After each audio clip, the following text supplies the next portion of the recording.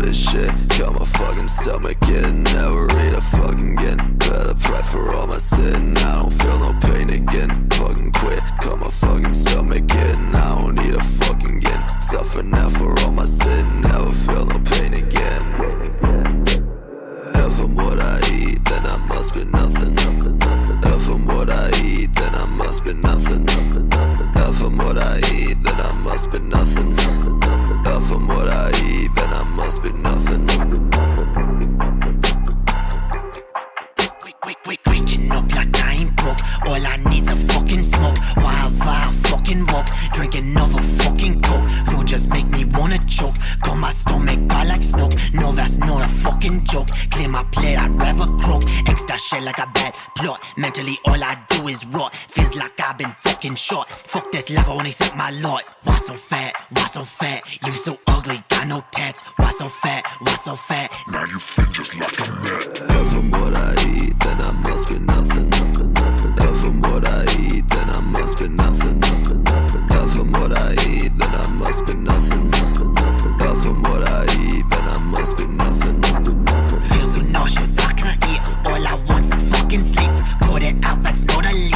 I won't, so I'd rather weep. Fuck this shit, I don't know why. Makes me wanna fucking die. All I do is fucking cry. You won't see me eye to eye. I ain't hungry, eat no steak. Want no bake for your cake. Fuck them bitches, they all fake. They just judge them on a snake. Bile in my throat when I see a fucking note. I don't want fucking choke. All I need's an antidote. When I die, so she wrote.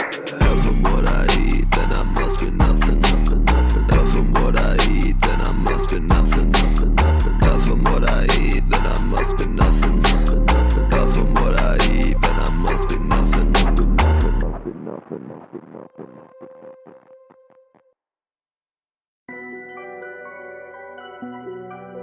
Jump.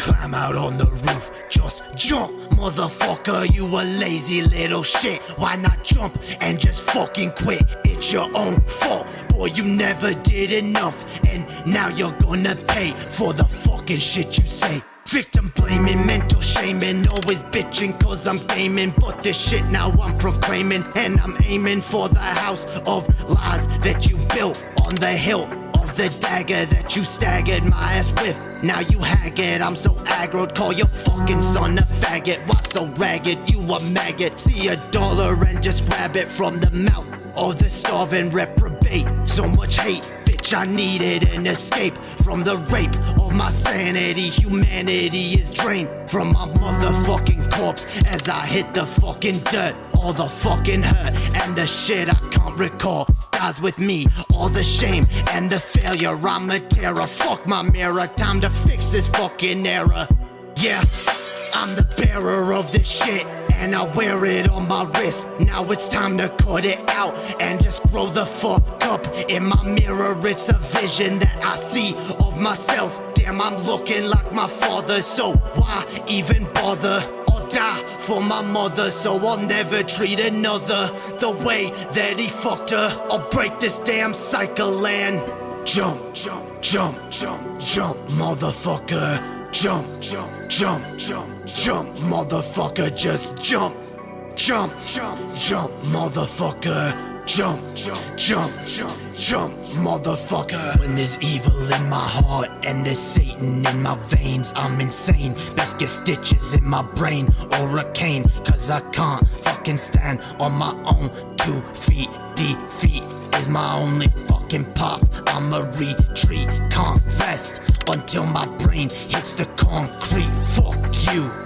I'm just tired of this deceit and these lies that you fucking spew, and the shit you put me through, and the shit you fucking do. But sometimes I just wonder if the shit you say is true. I'm just so damn rude and irresponsible to boot, and I'm the fucking reason mama's cutting her wrists up. And I just sleep too much, play too much, got some shit to say too much. Never clean my cage, I must. Such a fuss, boy don't cuss. I'ma fucking take your trust, give to God and make it rust. Time to bust, mustn't lust, gotta leave you in the dust. live a life that's unjust. Into hell you will be thrust. Satan is your just reward. You don't get a fucking sword. All of time you won't be bored. Only flames, just rest assured. When my warnings you've ignored, you'll be punished by the Lord. Cast aside, you are abhorred. Grace will never be restored.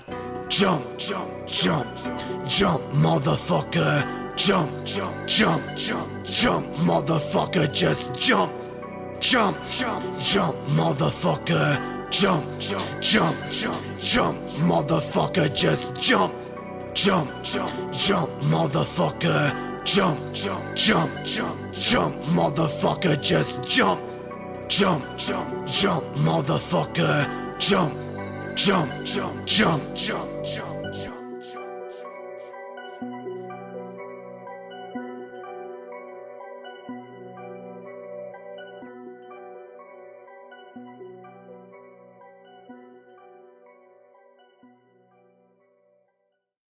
I can't step to X, but if I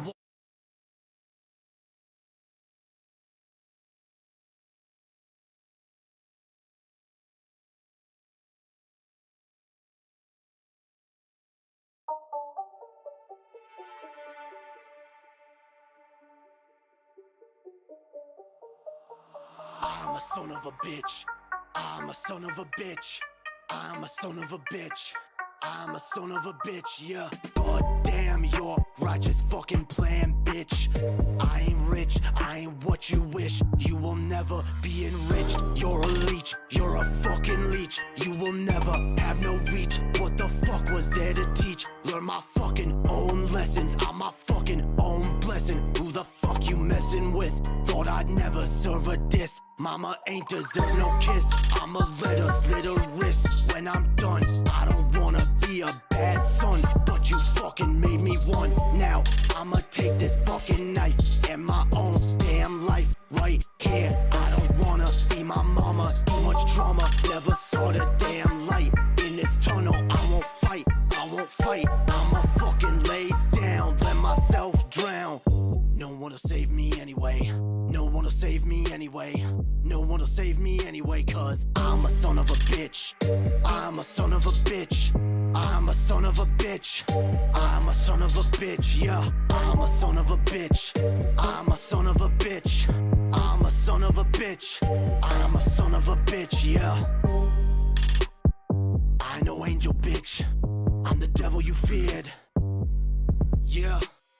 Why in the fuck did I leave? Why in my absence you grieve? Why can't my pain you perceive? Cause your own lies you believe. Didn't know you would conceive. The son of Satan deceived. I'ma take my fucking cleaver at your stomach fall. Make that shit mine, for that shit you fucking stole. I'ma take back my control. Get me out of fucking hole. What the fuck, I got no goal. Getting high, pay the toll. Like my mama gave a soul. For them pills and these demons, I can't even see my veins. Kids are driving me insane. I'ma cut this damn pain. With my baby in my arms, won't be sounding no alarms. Flip my wrist and I'm gone.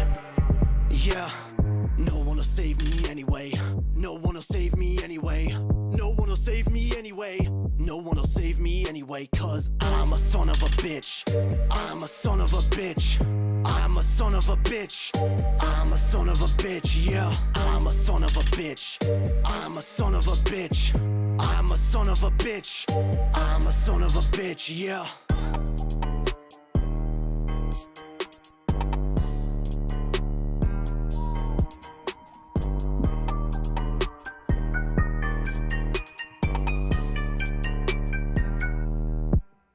Hells yeah. No, don't play again. What up, y'all? Hells to the fuck yeah. We back, yo. We back with another fire-ass track. Hells yeah. God damn it.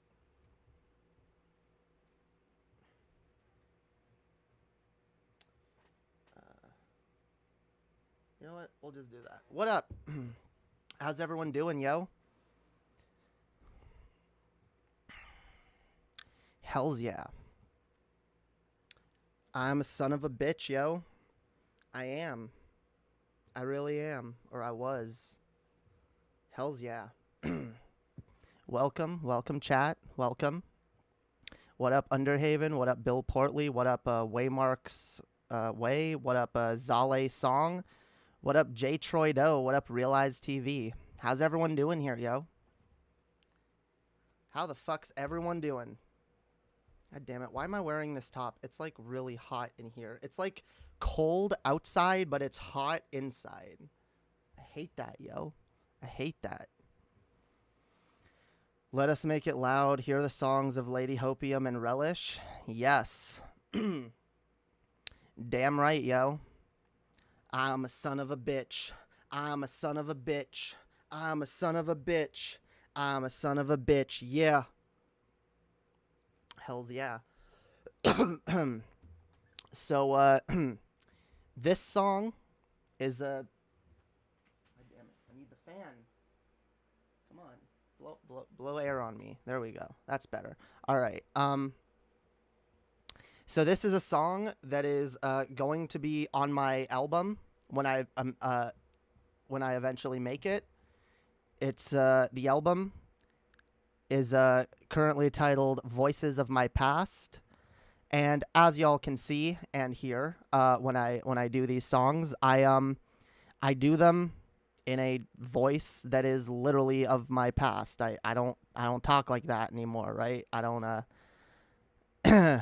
I don't do the Lord Darkay thing. However, Lord Darkay was always a very like significant thing to who I was, and it was more than just like a persona. Lord Darkay was the name I gave to one of the many voices that persisted throughout my adolescence. And well, I now view these voices in like other manners than what I thought they were originally. Like I thought like literally I was hearing demons. I now view these as like different forms of my own internal dialogue. But my internal dialogue was kind of toxic back then, and for good reason. I was raised in a very, very toxic environment, and I was taught to think in a very toxic way, and I didn't really know how to deal with a lot of the negativity that I experienced. God damn it. There's noise outside. That's fine. You guys probably can't hear it. The point is, I still have a lot of these like negative thoughts and feelings and shit, you know? Like I as you can tell from the two songs that I've put out with a similar theme so far, there's a lot of shit in my past. A lot of shit that I haven't really come to process, and I'm working my way through it in a number of ways, you know, trying to deal with the trauma that you know, I grew up with. And one of the ways that I've that's honestly helped me the most has been to write it in many different ways. And I've written a lot of shit in the past that I probably don't want to make public, but I've always known that, you know, I've got a certain way with words, and I'm good at like constructing. If I'm good at fucking anything, I think it's like you know, constructing words in a way that you know, make them sound good, you know. I've always had that like that like writer thing in me, and like a lot of people have noticed it. And I made fun of on a recent stream some really cringy English assignments that I got a lot of praise for. The reason I got a lot of praise for them is because, believe it or not, I was good at writing in school. Okay, I was. Barring the cringy right wing political crap that I would write. But anyway, I've told you guys for a while that I plan to over time tell my story. My story of trauma and abuse, the shit that I went through growing up, cuz like I said, it's long, complicated, and there's a lot of fucking pieces to it. And some of y'all might think that, like, based on the 2 songs I've put out so far, Jump was primarily about my father, and Son of a Bitch is, well, you could tell by the title, primarily about my mother. And while those definitely give, like, an idea of, like, the kind of shit, and I'll go into Son of a Bitch here in a minute, it doesn't even begin, honestly, to tell the story that I want to tell. I mean, I guess it does. It does begin. It begins to paint a picture of a lot of the bullshit. And like I've said before, this is my way of dealing with it. I've listened to a lot of music in the past that's really, really vibed with me. And, you know, that I've really been able to relate to. And that kind of stuff has helped me. Primarily artists like Eminem, Macklemore, NF, people like that have written a lot of really, like, emotional stuff. I guess also Professor Green, another great one. You know, and that shit has helped me in, like, working through a lot of my pain and trauma. And I always thought, like, if listening to that sort of shit helped, like, imagine what, like, writing that kind of shit does. So that's kind of what I did, and that's kind of what I've been working on overall, and it has helped in a lot of ways, and I hope it'll continue to help. Not just me, but hopefully someone else out there, because I'm not the only one who's experienced that kind of bullshit. And I definitely believe that people like us need a voice. And it's one of the reasons I was always very appreciative of Eminem, because I feel like it gave, like, kids with abusive parents kind of like a voice. Misogyny and whatever else aside, within his music, because obviously, like, but, you know, like, there's a lot of great shit there. There's a lot of great shit. And, I know, I want there to be more. So yeah, my new song, Son of a Bitch. Again, if you can tell by the title, it's about my mother. It's honestly, like I said, I could write a shit ton about her, and about, like, the kind of shit that went on. But specifically what this song is more about is just, like, the general vibe and attitude of, like, someone who is extremely mentally ill and doesn't want to be better, and, you know, kind of like, now I'm not saying, like, this is even most mentally ill people, or, like, but there are people out there, okay, like I always try to be very sympathetic to mental illness. I understand the impact it has on people's lives, but some people have a further impact on other lives, and you know, like, that shit has an effect. And so, like, having a mentally ill mother that's addicted to drugs and you know, uses that as an excuse to be shitty to people. Like, again, mental illness should never be an excuse to, like, be shitty.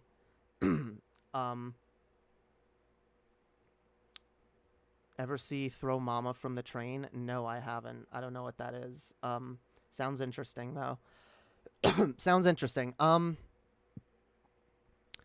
the idea here, and I know the lines, the lyrics can sound kind of violent at times, but it's not in an effort to, like, inflict or perpetuate or even wish violence. it's more an expression of the pain of, like, you know, what I experienced. I opened the song with actually a bit of a would you call it like an homage, like a reference? I know some people don't like it when artists do this, but I kind of took a Manson line and rewrote it. So I started with "God damn your righteous fucking plan, bitch," which is reminiscent of the line "God damn your righteous hand" from the song God damn it, "Get Your Gun," yeah, by Marilyn Manson. That, by the way, album, what is it, Portrait of an American Family? I fucking love parts of that album, and that album was kind of one of the things, along with early Eminem shit, that gave me that feeling of, like, I felt like Manson did a good job at reflecting the sinister nature of what is viewed to be the perfect modern American family. And I really, it's one of the reasons why I really vibed with a lot of Manson's early shit.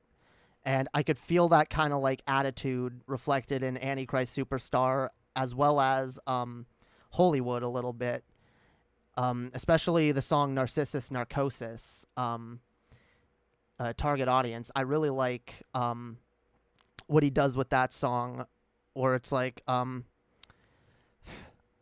fuck, sorry your Sunday smiles are rusty nails, and your fuck, there's something, he does, like, a line that, like,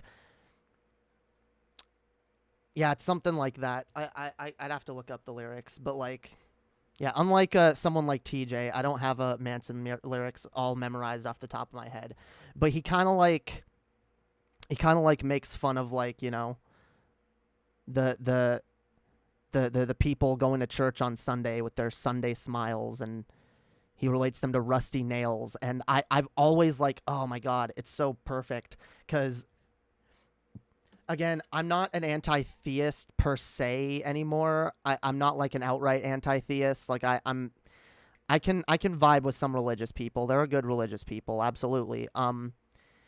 But sorry. Obviously, like, the messages taught there are sinister, and there is a very sinister nature behind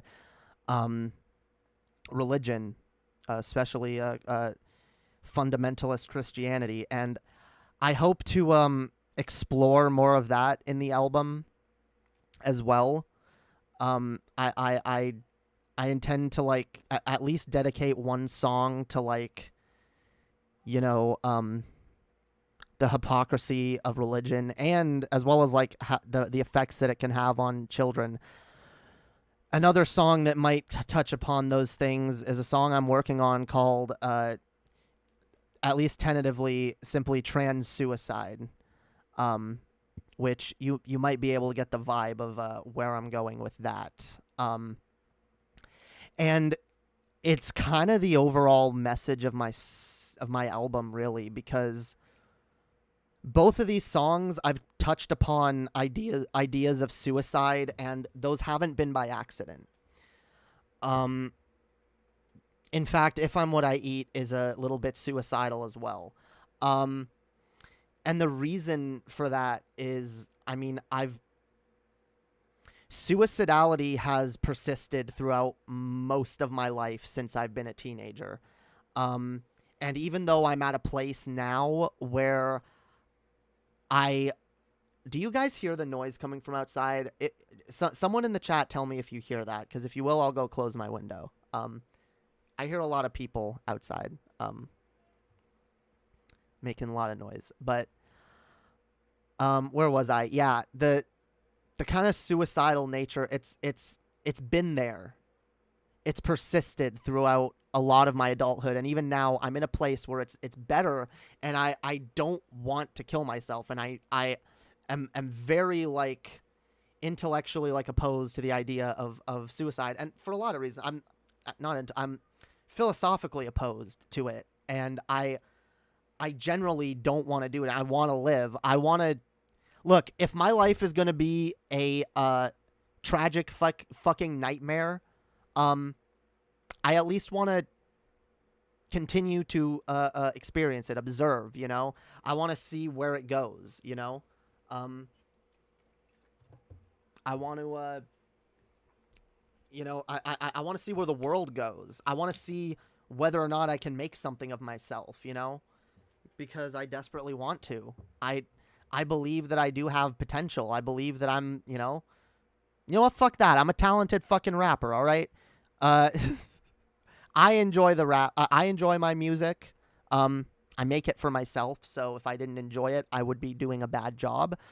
But I'm like, yeah, you know what? I'm good at like doing speeches, going on rants and shit. Like I'm good at this shit. So why am I gonna waste that? Why am I gonna waste that by putting a fucking bullet in my brain at fucking 26? Like why?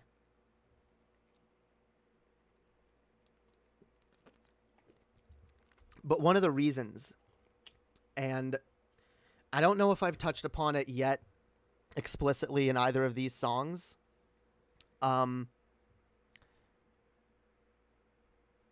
But one of the reasons is because I've been made to feel, and it's, again, due to the way I was brought up and the way I was taught, I was made to feel a million times over that my life was ruined and that it was wasted and there was nothing I could do.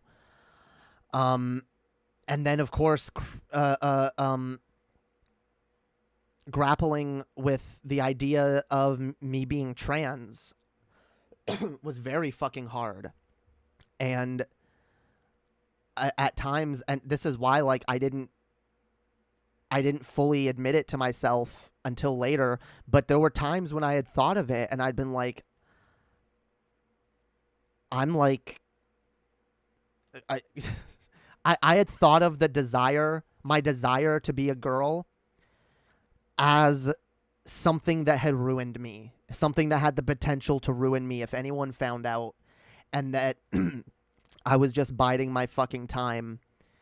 And I had thoughts that, like, look, even if I wanted to, even if I, thought this was a good thing, I could never go through with it because it's too late. And I thought, I'm getting older and I'm going to not pass as well the older I get. And I thought this when I was like 23, okay? I'm 26 now, and look, maybe this is because I had delayed puberty and all of that shit already because I was so malnourished when I was younger. So, maybe that's had an effect, and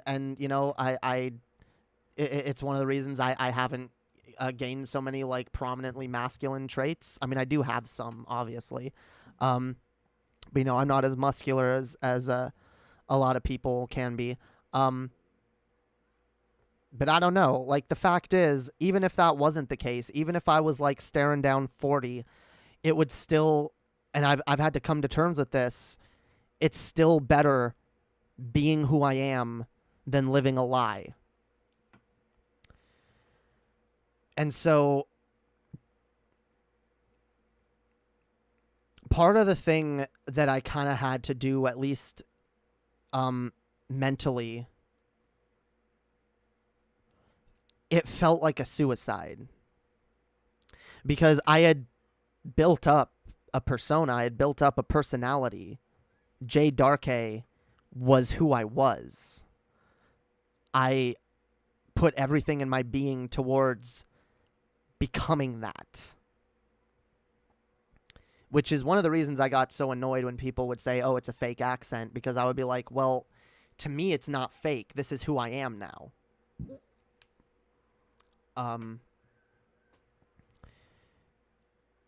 But you'll notice, and I talked about this recently, the theme in Jump, or the part in Jump where I say I'm looking like my father, so I'll kill myself, so I never treat another like my mother, or the way that he fucked her. And then there's also themes in this of like, I'm going to lay down and give up. there's multiple meanings there. And part of the meaning I didn't even think I was conscious of as I was writing it. But definitely there were many times when I just wanted to lay down and give up, and I wanted to die. And another layer to that too is that that is definitely very much my mother's attitude of like, no one will save me anyway. So but I've noticed like I really do feel like it was a jump. It was a leap. It did feel like jumping to admit who I was. And when I listen to Jump now, I'm like, I view it as more of like a transformative thing of like me going over all the various thoughts, and even right down to the bars at the end about me going to hell.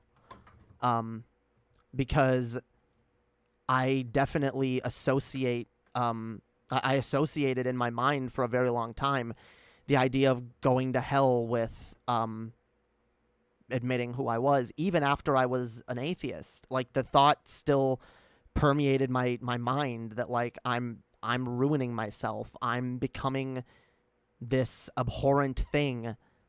You know, that's how I was taught to view it. How does she associate that with her faith?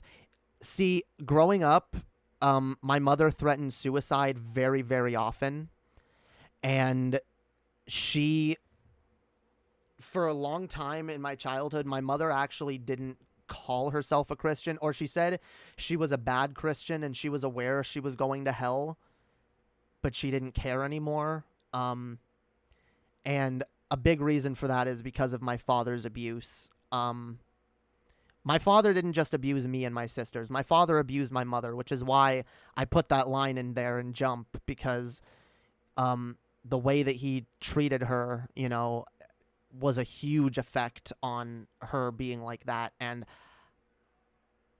growing up when I was really young, like I would fall asleep hearing my parents fight in the very next room, and I would hear my mother threatening suicide and my father basically goading her and being like, oh yeah, you're not gonna do it. Yeah, you always say that. You know what? Oh, go ahead. You're gonna go to hell and then you're gonna regret it.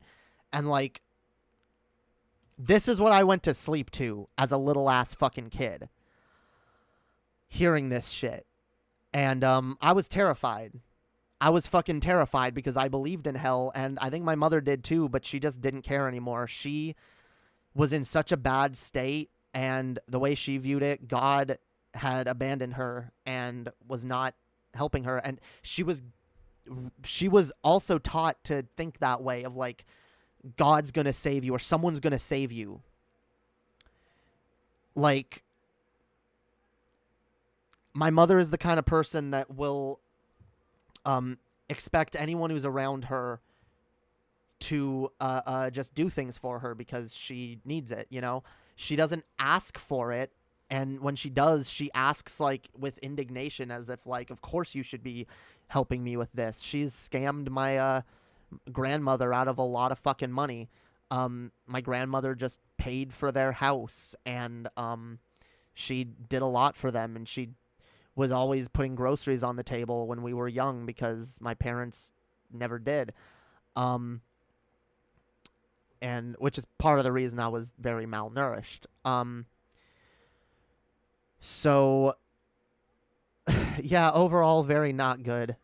I know to some people it might sound like, oh, why are you even talking about this? Is this like some self-pity thing? Honestly, no.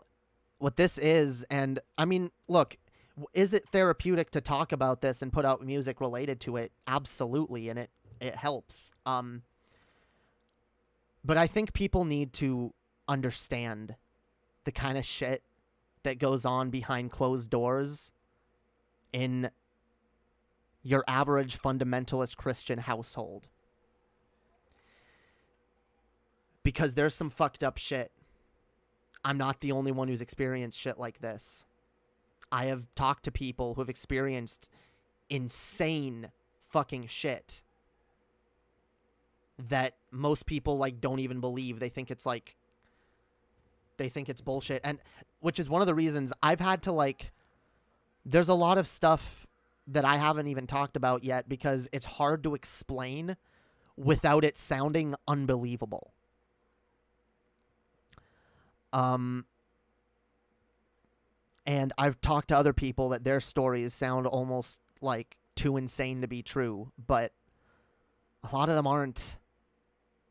There's a lot of fucking horrible abuse that many parents get away with, and we need more voices speaking out against abusive parents.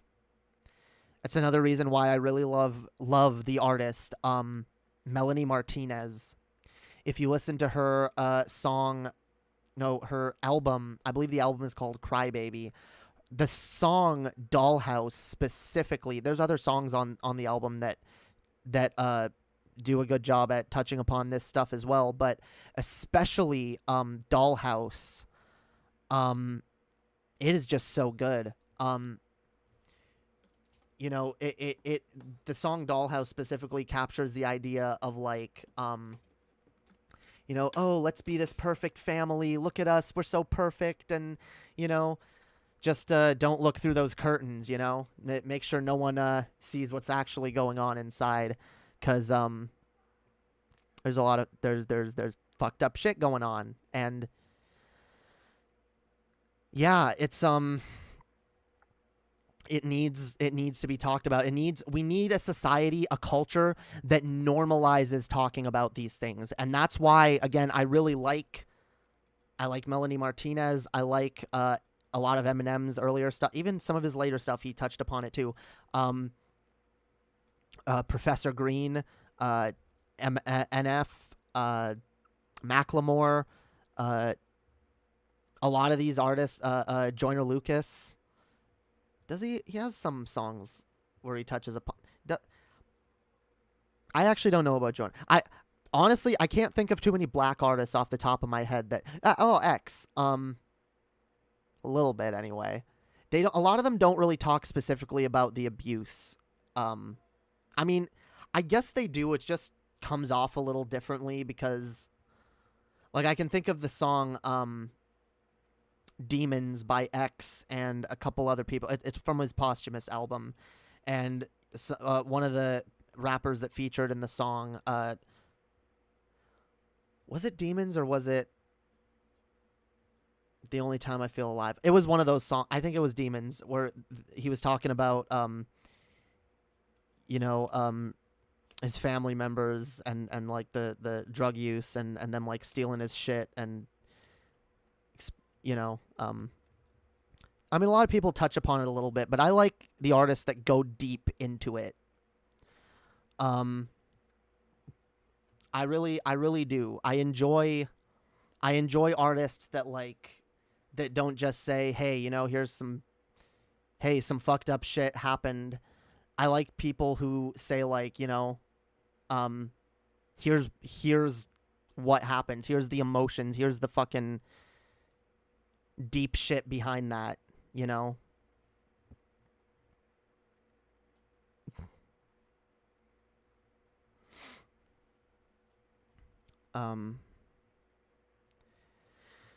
that's what I try to do, because that's the kind of music that resonates with me. So that's what I try to make. I'll believe anything you tell me. Well, look, you trust me, realize we're friends outside of this. So like I know that, like, there will be people who will, like, trust my side of the story, and, but the problem is, again, like, my parents have spent years twisting the truth to a number of people, and they used their twisted version of the truth in order to regain custody of my youngest sister. Another reason why I'm making this album, I want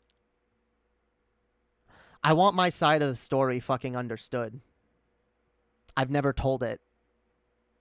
I wasn't allowed to ever go to court and give my side of shit. I was never allowed to even give a statement to Children's Aid, because the way they operated at the time, and probably still do, is when I left, I technically left on my own. When I was 16, I moved out. I couldn't handle it anymore. Okay, the night before I left, I was literally up on a roof threatening to jump, which is where that song "Jump" comes from, with my father goading me into it and like yelling at me the whole time. And my little sister like crying and like trying to pull my father back in, like to leave me alone. And so, yeah, I left the next day. I called my grandmother and said, I can't handle this. If you don't pick me up, I'm going to fucking kill myself. And she picked me up, and I've lived with her ever since. But so from their perspective, they were like, oh, you don't need us anymore. You're fine now. So they didn't even want to hear my side of the story. And they still don't. My sisters have made attempts to make reports to Children's Aid, and they refuse to listen to any of us. They've just believed outright our father's claims that we're liars and that we're insane, drug-using Satanists or what the fuck ever. Do I think that my album is going to make a difference? No, probably not, but I'm sick and tired of my story, the shit that happened to me, being something that is trapped inside my head, making me feel like I'm trapped in a cage of my own fucking trauma. I'm tired of feeling like nobody fucking understands. Like, I can't express it. I can't express it properly to anyone. I can't. And so this is how I know how to express it.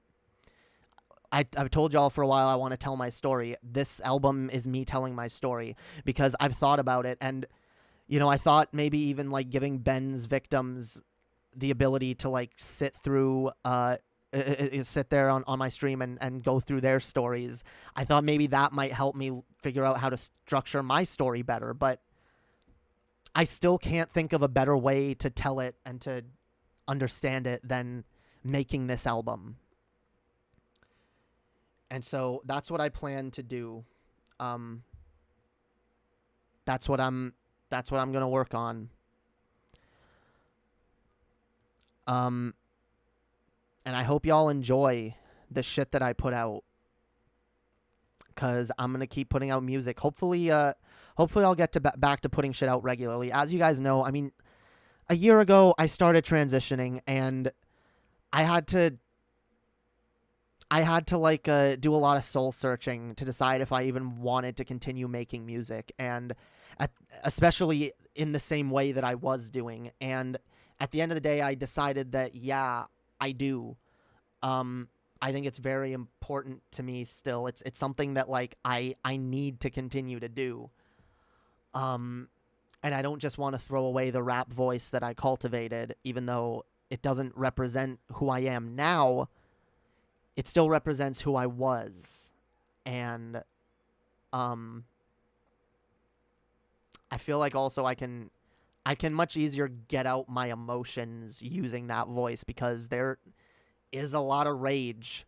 I have a lot of pent-up rage within me when it comes to my parents and what I experienced growing up. And this is the best way I know how to channel that rage, because I've had to live for a very long time with this anger and not knowing what to do with it, not knowing where to direct it, and desperately not wanting to take it out on others. The last thing I ever wanted to do was be the kind of person who like rages out at their partner or at their family members or whatever. And I don't. And I've worked really hard to not be that kind of person. I don't have angry outbursts, and it's not because I don't have the urge to do them. It's because I know I do, that I make an effort. I make an effort to quell my rage when I see it coming up. And, you know, sometimes I'll listen to some really angry music, and that'll help.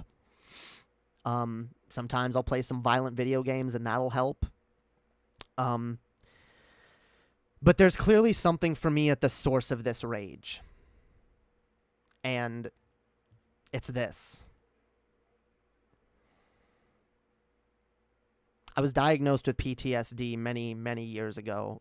Then I was diagnosed with borderline personality disorder. Then I saw another psychiatrist which said, actually, what you probably have is complex PTSD, which often gets misdiagnosed as borderline personality disorder. And, you know, I thought, oh, well, since you can tell me finally what I have, maybe you can tell me how to deal with it, how to get rid of it. And he told me, you don't get rid of it. You just learn to live with it, and you find better coping mechanisms and better strategies for dealing with it. And throughout the years, I've tried to find different strategies. At times I was really lazy. I'll admit there were times in my life, and it wasn't just laziness, it was depression, okay? There were times where I let the depression overtake me. And I'm probably going to be writing about a lot more of those times. Again, not so that I or other people listening to the songs can wallow in those feelings, but so that those of us who do can maybe have like a cathartic release. And, you know, I know a lot of people criticize Eminem's song Kim for gratuitous misogyny and violence, and just the fact that like he murders his wife in it, and has his daughter be witness to it as well. I understand how that song, and trust me, if you've gone through that type of abuse or something where like domestic violence sort of shit, I can understand how that song might be very triggering to some people, and I definitely don't recommend everyone listen to it. But I've always appreciated the artistic value of it, and because really what he's doing in that song is what an edgy teenager does when they go play some fucking GTA or some Call of Duty and just like blow some people's heads off to let off steam. And it's better than that, though, because he's creating art out of it. And say what you will about the art, okay? Art is subjective. Not everyone is supposed to enjoy every piece of art. In fact, I think art that appeals to everyone loses some kind of value. I think having art that is like specifically targeted to a certain demographic, a certain way of thinking, or a certain mood, or you know, type of people, like, I think that can be some of the best art that's like pointed, that knows what it wants to be and isn't just trying to please everybody. Which is one of the reasons why I don't have a shit ton of songs out. It's not that I take myself too seriously as an artist. It's that I take my art seriously. And I want the stuff that I put out to be stuff I can stand by. I want it to be a reflection of either who I am or something that went towards my evolution towards who I am now. It needs to either be a part of me or a part of my evolution. And so I don't want to just put out like random crap. I don't want to put out something that doesn't have a point or a message or is just trying to have mass appeal, because I don't really see the value in that.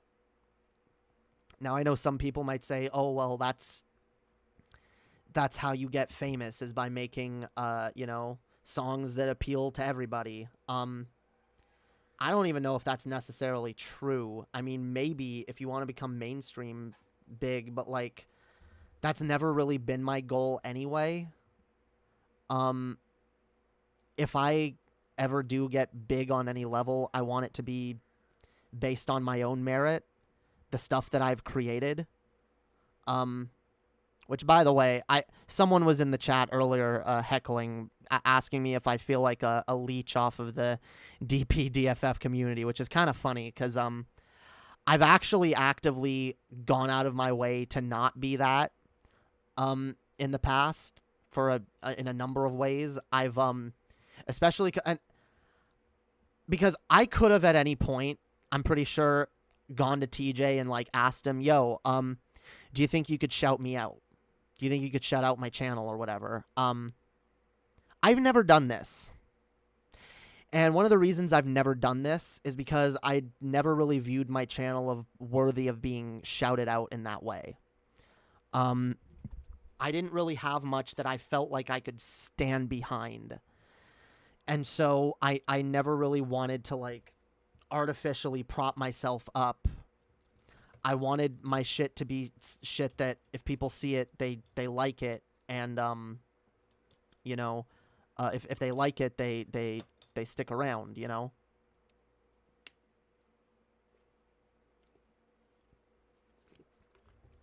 But I'm also not trying to appeal to an audience that'll never be interested in me.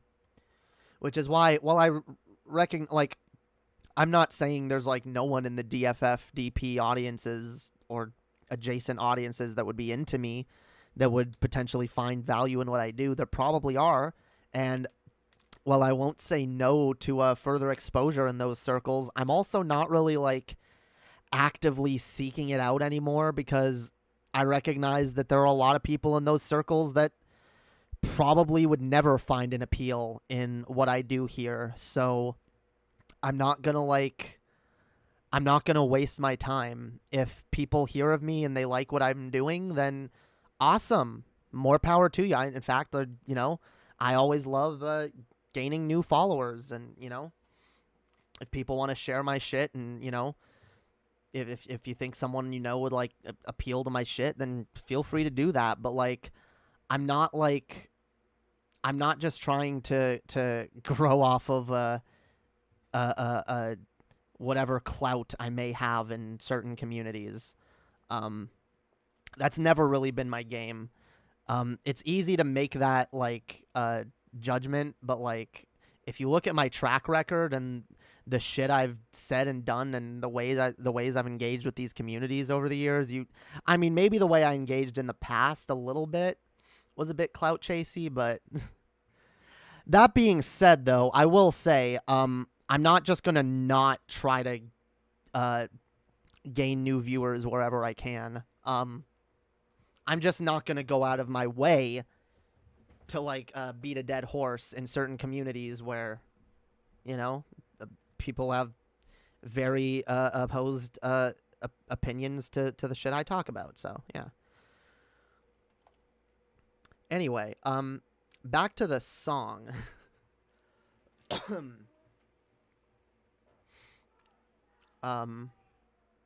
Yeah, again. Oh, speaking of which, the song will actually be very soon available on SoundCloud. And no, it's already on SoundCloud. What am I talking about? It'll be on Spotify. In fact, all my music will very soon be on Spotify, Apple Music, Amazon Music, and a bunch of other shit. All right. So most places that people listen to music, you'll be able to find my shit. So hell yeah. Go listen to Lady Hopium on Spotify and Apple Music. But yeah, I only okay, I'm not gonna go line for line in this song, but I do want to talk about a couple other things, just so it's on the record, and because I want to, you know, express what some of my ideas are behind this, and, you know, I don't want to be taken out of context, you know. Now this is a work of art overall, and so I'm not too worried about that, but, like, just so people get the right idea from what I'm saying here. But yeah, I talk about how I ain't rich, I ain't what you wish, you'll never be enriched, you're a fucking leech, and, I mean, that's pretty self-evident. My mom always wanted me to get successful in some way so that she could leech off of me, and she still tries to leech off of me even when I'm not successful. So, Then I'm like, you'll never have no reach. What the fuck was there to teach? Learn my fucking own lessons. I'm my fucking own blessing. Again, pretty self-explanatory. Well, for those of you who don't know, I didn't get much of an education growing up. I didn't go to most of elementary school. I think I missed like 10 years of school. And or more like maybe 8 years, but like a good chunk of my fucking childhood, I was not in school. My parents, they gave us like a few like educational video games and a few like out of date textbooks, and were like, here, learn, you know, you're doing your homeschooling, right? Right? Okay. Yeah. You better be. Really fucked up. So I had to reference that. I might go more into that whole situation. Yeah, fuck homeschooling. It's one of the reasons why I believe homeschooling should be banned. So I have a line here where I say, Mama ain't deserve no kiss. I'ma let her slit her wrists when I'm done. I don't want to be a bad son. All right. So the slit her wrists line. This is not me explicitly saying, oh, I want my mother to slit her wrists. This is me, again, referencing the fact that I had to deal with that a lot growing up. My mother threatening to slit her wrists, threatening to kill herself, threatening to hurt herself. And when I was a teenager, like, my mom would, like, show me her scars and shit and be like, I did this because of you. I did that. Like, literally, like, after we left, after we were all, I left and my sisters were taken out, my mother would, anytime I saw her, she would be like, by the way, and she would, like, pull up her sleeve and she'd be like, this one is for you, and this one is for your sister, and really, like, fucked up, okay? And the idea was, like, she was trying to guilt us into coming back because it was all about her and what she was going through, and she spared no fucking thoughts for what we were going through when me and my sister were both cutting ourselves a lot, actually. And I started doing it, yeah, because of my mother. I would see her doing it, and I did it too. I also was pretty addicted to fucking pills for a while, cause, and you know what? I'm still not great with substances. I'm not. Do I smoke a little too much weed and a little too many cigarettes? Yeah, I do. I have an addictive fucking, and I'm not trying to say, like, I have an addictive personality because of her. I mean, it probably is, like, genetic on some level, but, like,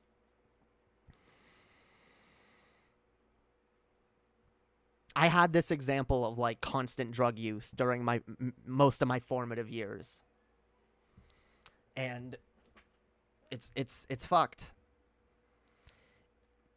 It's something I've struggled with most of my fucking life, and I struggle with it on a whole other level because, as I say at multiple points in this song, I don't want to be like my fucking mother.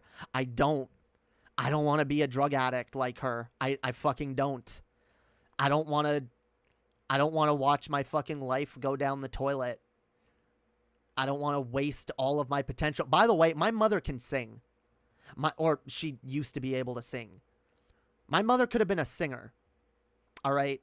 Which is one of the reasons why I refuse to waste any musical potential I have. Because I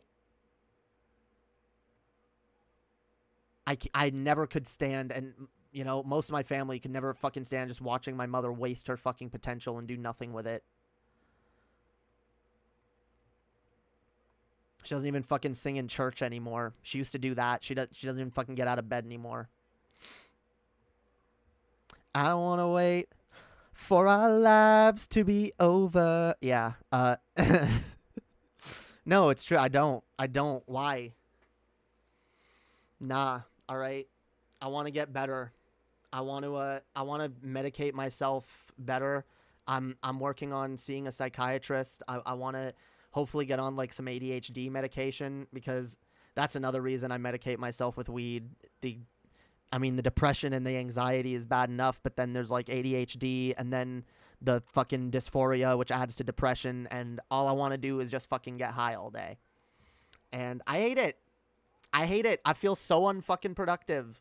I feel so fucking unproductive. It's insane. And I want to be better. I want to be better. You should try meditation. I have tried meditation. It honestly feels too much like praying to me, and it honestly gives me kind of anxiety.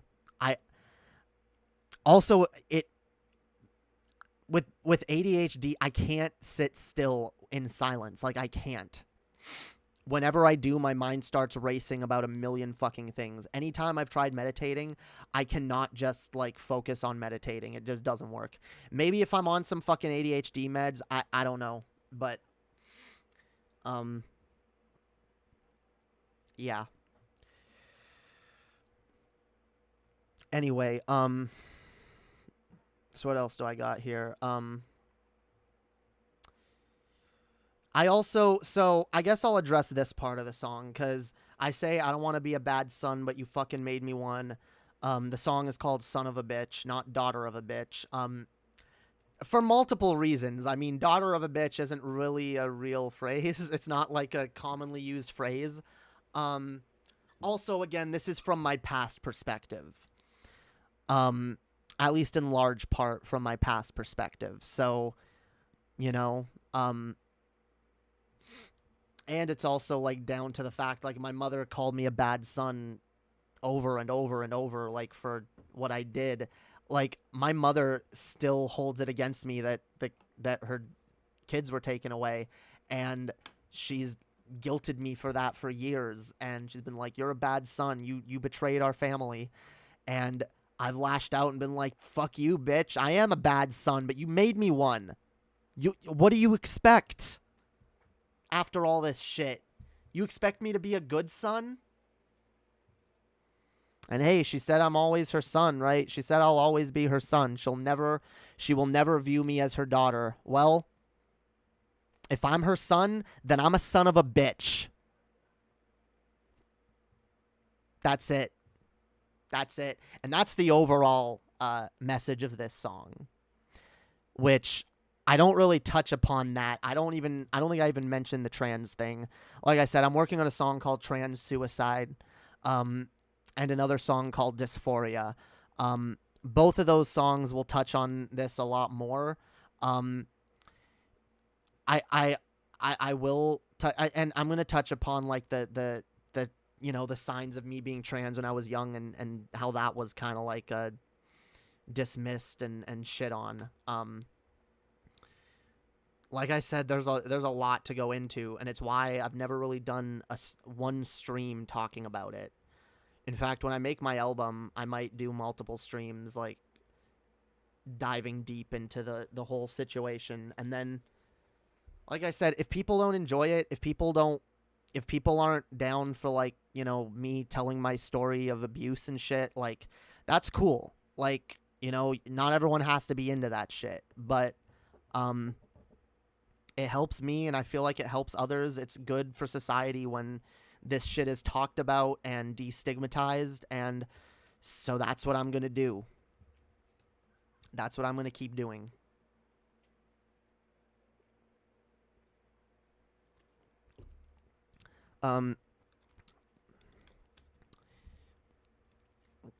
THC tinctures, yeah. I don't really, that stuff doesn't really do much for me, honestly. I haven't really tried it in a while, but it usually doesn't do much for me, although I do smoke a lot. I probably have a very high THC tolerance. Although not as high as when I was in New Mexico. I was smoking way more there. But I had way more access to weed there, so it was kind of easier to, like, lose track of myself and, like, smoke way too much. Right now, I'm like, fuck, I can't even afford to buy more weed right now, so I'm like, okay, this shit I've got now has got to fucking last me. Um,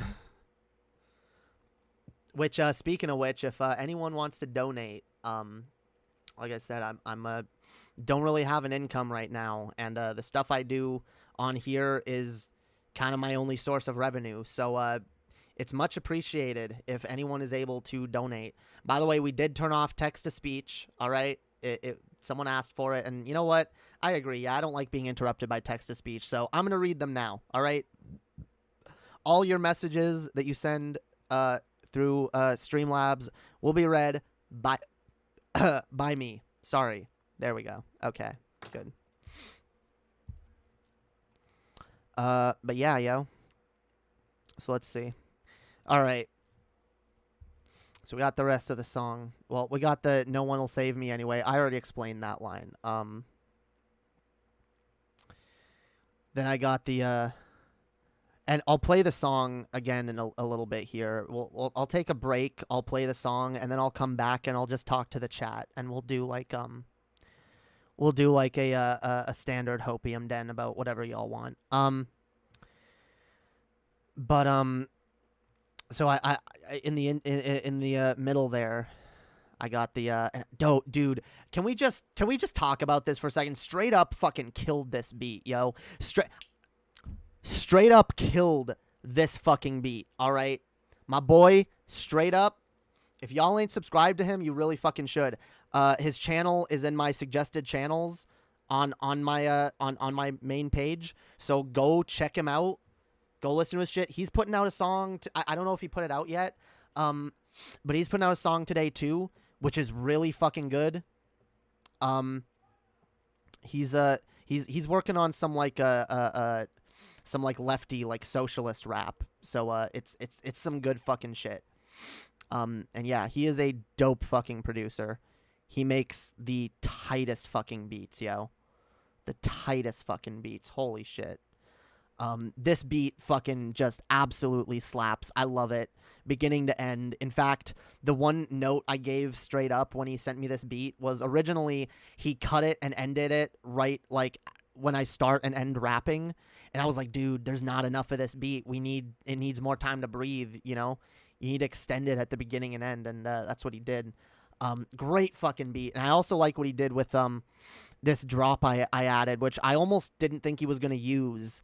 But where I go, I ain't no angel, bitch. I'm the devil you feared. And he made me sound so fucking demonic. I fucking love it.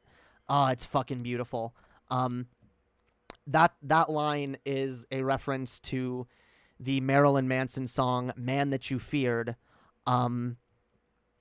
where he says, "The boy that you love is now the man that you feared." That song actually, I really want to do a cover of that song eventually, because that song means a lot to me. That song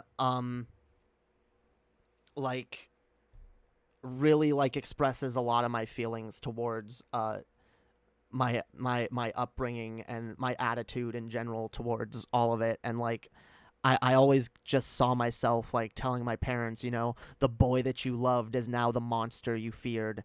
And it was, that song in itself was a part of my evolution. And back when I was going through my Lord Darkay phase, that song was extremely important to me. It still is. It's a very good song.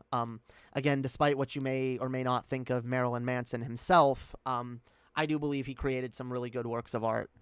And so I've definitely taken inspiration from him.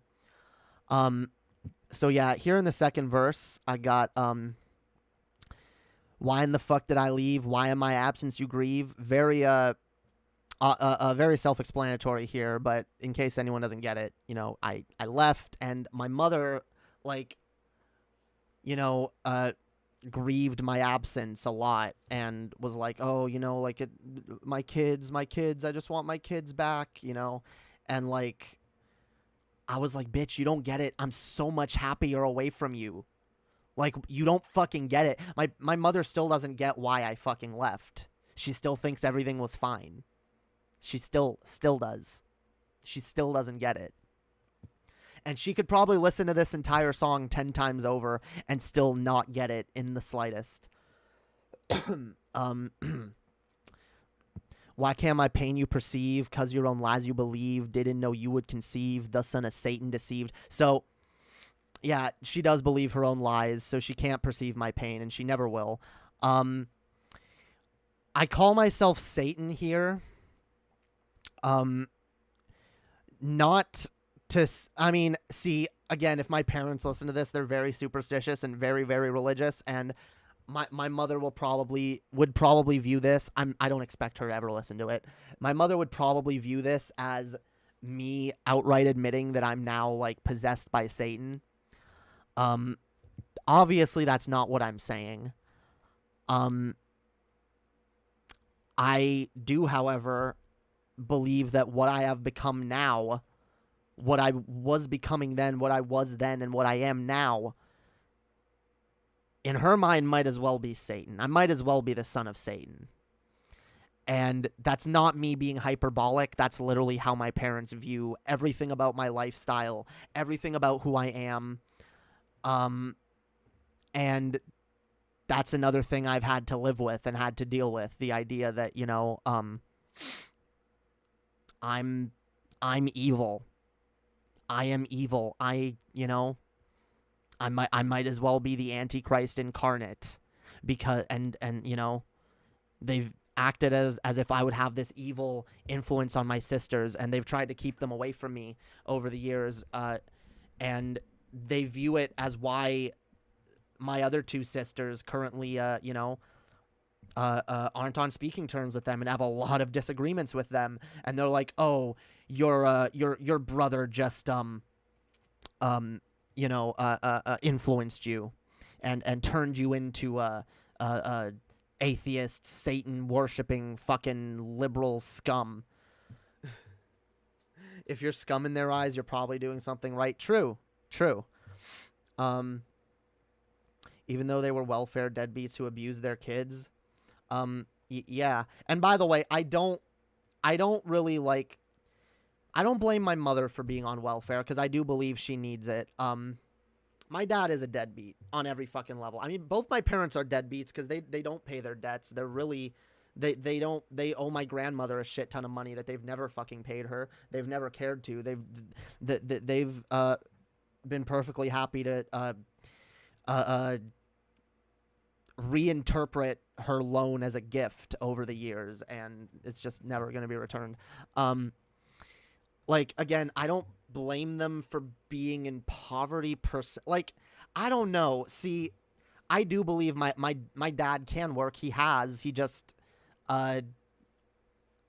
he's only ever wanted to work a certain type of job, and it seems like he doesn't even want to do that because he's always wanted to be a pastor. Like, and so like he's always like aspired to like some position in some sort of ministry in whatever church he's in.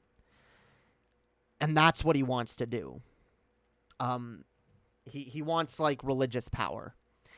And so he's never really cared for like getting a job, even if it means he's not providing for his family. And so I want to make it clear, when I denounce my parents for this, I'm not denouncing all people who are on welfare. I'm not denouncing all people who are in poverty, who are in debt. I understand there's a lot of fucking legitimate reasons. But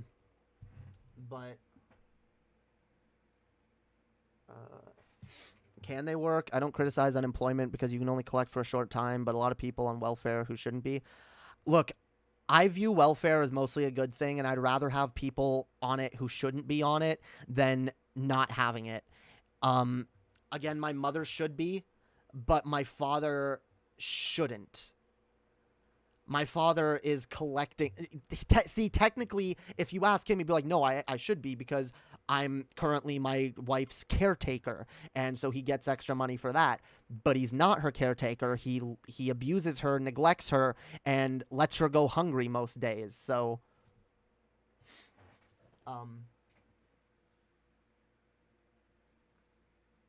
yeah. He is literally abusing the system, but I don't like calling that out because people, I think, bitching about how the system is abused honestly ends up just being an excuse to like tear down the system, which I don't agree with in the slightest.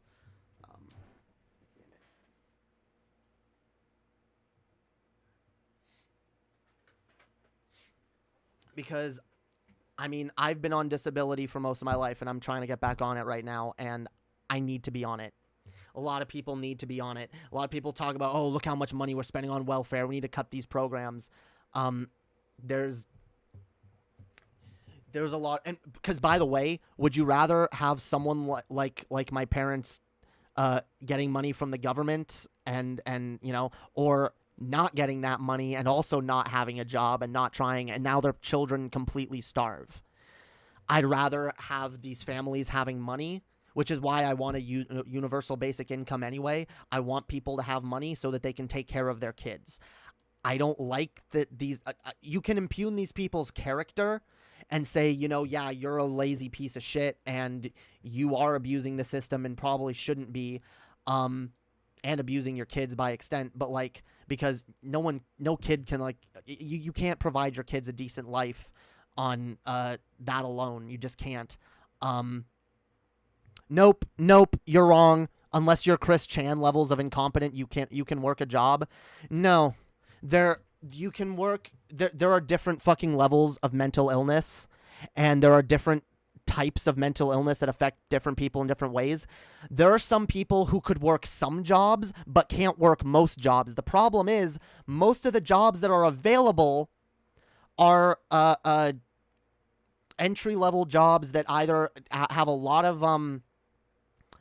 of physical labor attached to them, or you know, just a lot of socializing or being around other people. There's certain types of jobs that certain people, due to their mental illnesses, cannot handle and cannot be reasonably expected to handle. And the system we have is like, if we had a better system for providing jobs and getting people who have special job requirements into certain positions, that would be great. Unfortunately, even here in Canada, I've been to programs that supposedly do that. They don't.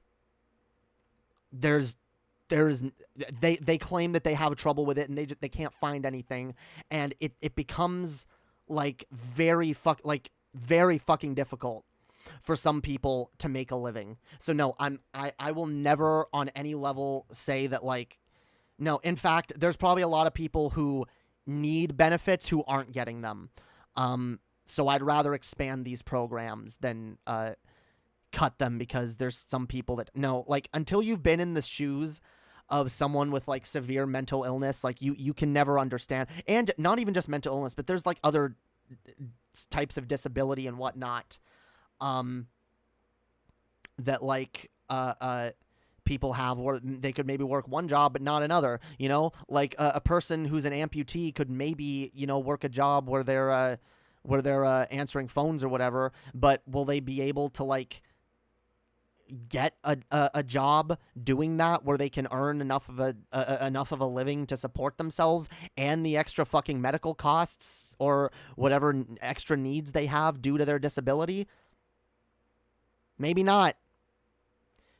And that's why the disability system exists the way it does, so that they evaluate a person's issues. They have like doctors examine them, and if they are I'm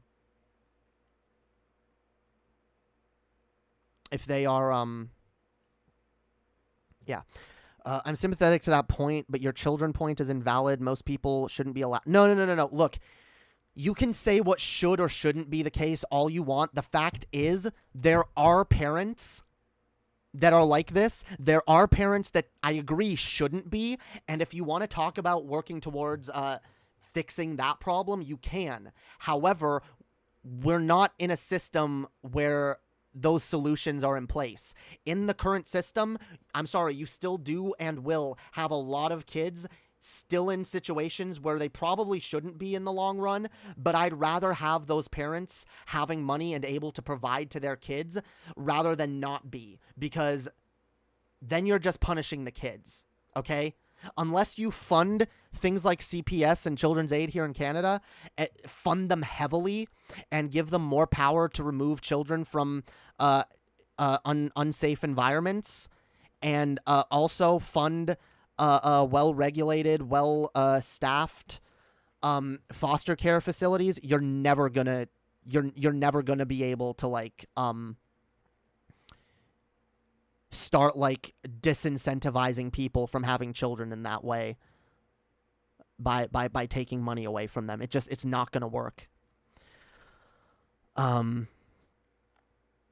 Vouchers for food and rent, not money. No, everyone should have some money too. If in my ideal system, everyone would get vouchers for food and rent, and then they'd also get like maybe like $500 a month to just spend on whatever else they may need and or want. Okay, I don't like this attitude of like, let's punish the people who are worst off and let them not even be able to afford a fucking Netflix subscription. You know, like, give me a fucking break. Okay, everyone needs to be able to unwind. Everyone needs a little to be able to not go fucking crazy. Okay, if you're literally just living paycheck to paycheck, only able to fucking afford food, like, that's what charity is for? No, that's what, by the way, giving people money that they can put back into the economy isn't even a bad thing. The money literally circulates back into the economy, which it should be doing anyway. Okay, you're literally taking money from the system and putting it back into the economy. Okay. Anyway, look, I'm not just saying Netflix. People need to be able to afford clothing. They need to be able to afford like gas for their car. Like, holy shit, dude. There's a lot that people need. It's not just rent and food. What kind of a miserable existence is that? What kind of a miserable... That's like... Especially for people who can't work. No. Anyway, yeah, gas, pay bills. Yeah, like, oh my God. People need more than just like... Most people shouldn't own cars. Dude, you're talking about should and shouldn't again. You're getting, like... We're not there yet. We're not there yet. You're talking about how you would legislate from an already leftist socialist society. We're not there yet. Anyway, you guys we can talk about this after, all right? I'm going to take a break in a minute and play the song again, and but yeah, I do want to get back to the song, or wrap this up.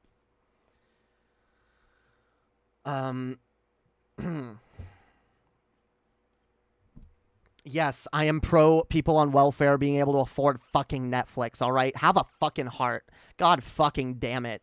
Holy shit. How do you expect people to get motivated to have a better life if they can't entertain themselves?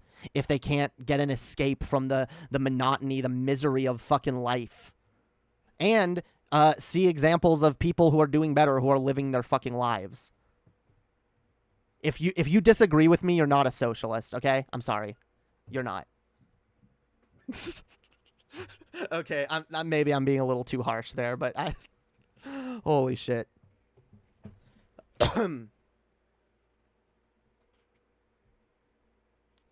Again, a Netflix subscription is not that much. Yeah, I think everybody should be able to like have at least like $20 to $50 of disposable income a month.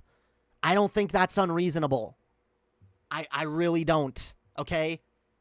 Holy shit. I'm not talking about specifics, okay? I use Netflix as a random example. People should have a little bit of disposable income. A little bit. Yes. Absolutely. Especially when you don't know if people are going to have unexpected expenses. Yes. People should get a little bit more than they absolutely need, okay? Anyway.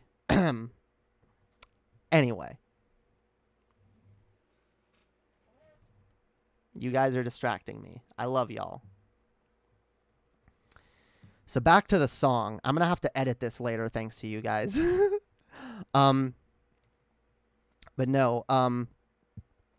So yeah, here I'm going to finish this up and then we can get back to it later. I agree with Zeta Null, by the way. Okay. So here's the next line in the song that I want to talk about. I'ma fucking take my cleaver at your stomach full, make that shit mine, for that shit you fucking stole, I'ma take back my control. Now, sounds very violent, very edgy, right?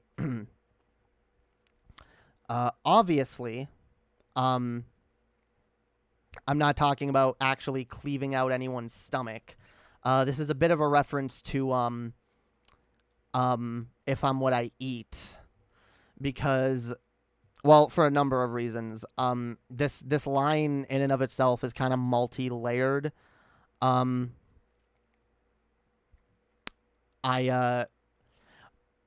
one level, it refers to the fact that me and my mother used to joke that because she was very overweight and I was very underweight, that I should take some of her fat because I could use it. So it kind of references that a little bit. But moreover, it references a number of things that at the time of writing this, I wasn't fully, like, okay, because there's layers to this. I've always had a level of envy towards my mother that I didn't understand. And I guess to females in general, but especially being skinny, a skinny little boy, I wanted to be bigger. I never liked being super tiny. People would always make fun of me, and I felt like I was very weak. So I wanted to be bigger, and I wanted to be female. And this idea of, like, I guess taking back, I've kind of integrated that idea with the idea of taking back what's mine in general, in a general sense, taking back my life, taking back my independence, my humanity. I kind of like integrated those things and used a symbolic idea of cleavering out my mother's stomach. Specifically, I said stomach because, again, in my first song, If I'm What I Eat, I am talking about cutting out my stomach. And, in this song, I'm kind of musing about what to replace it with. And, like, oh, okay, I'll,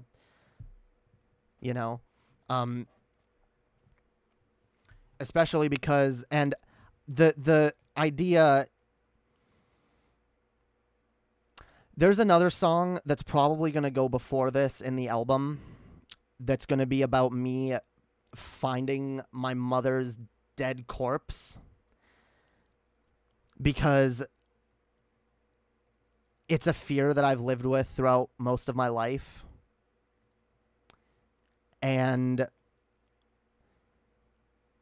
I used to imagine what I would do if I came across it. And the idea of, like, coming across it and being like, oh, well, I'm this demon now. I'm this monster. I've cut out my own stomach. And it's like, well, here is the body of my dead mother. Let me take this part that I need and add it to myself, and then I'll be better. It's very twisted, but it kind of reflects the mindset that I had, the very, like, dark, twisted thoughts that would go through my head.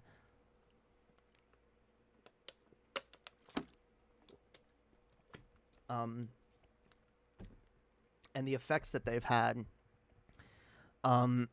Then, okay, so it switches up, and again, I love what Straight Up did with this part here. He layered and distorted the voice, the vocals, And I go, dig me out a fucking hole. What the fuck? I got no goal. Getting high, pay the toll. Like my mama gave a soul for these pills and these demons. So I reference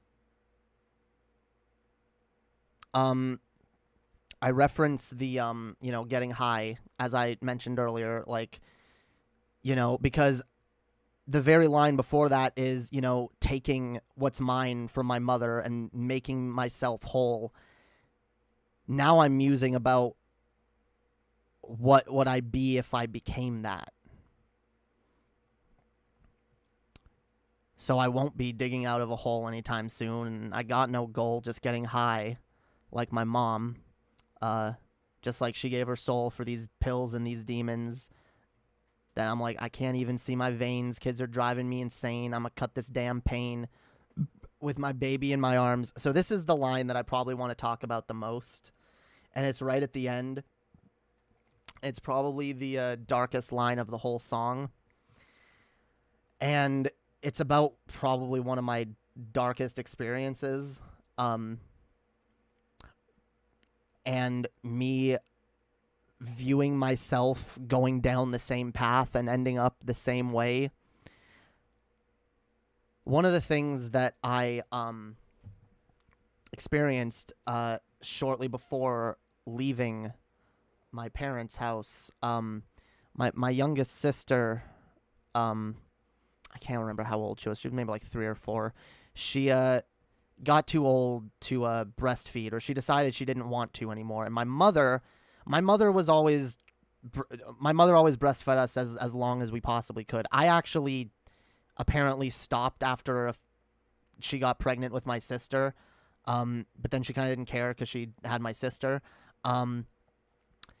But she's the kind of mother that likes to breastfeed her children as long as they possibly will continue to do so. And she got really like suicidal because my youngest sister didn't want to.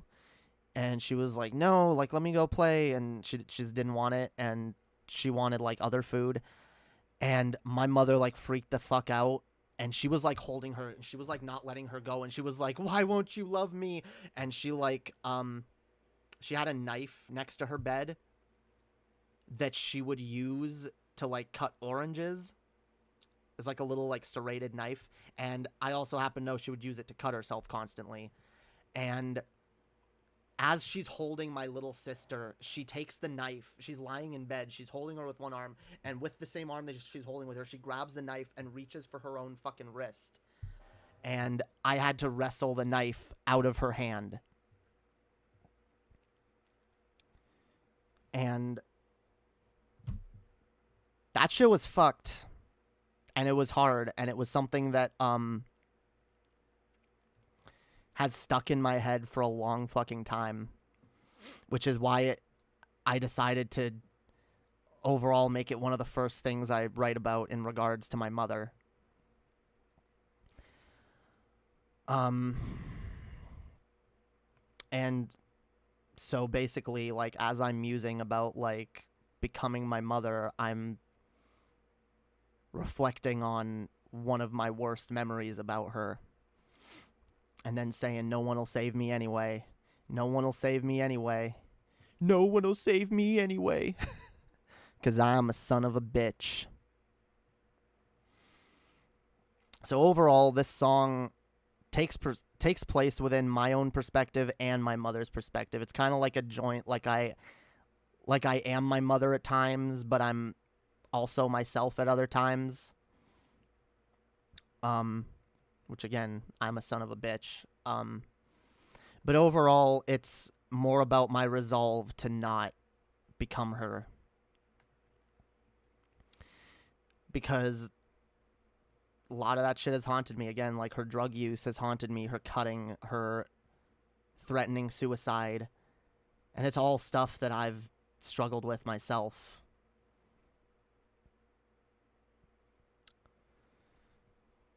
And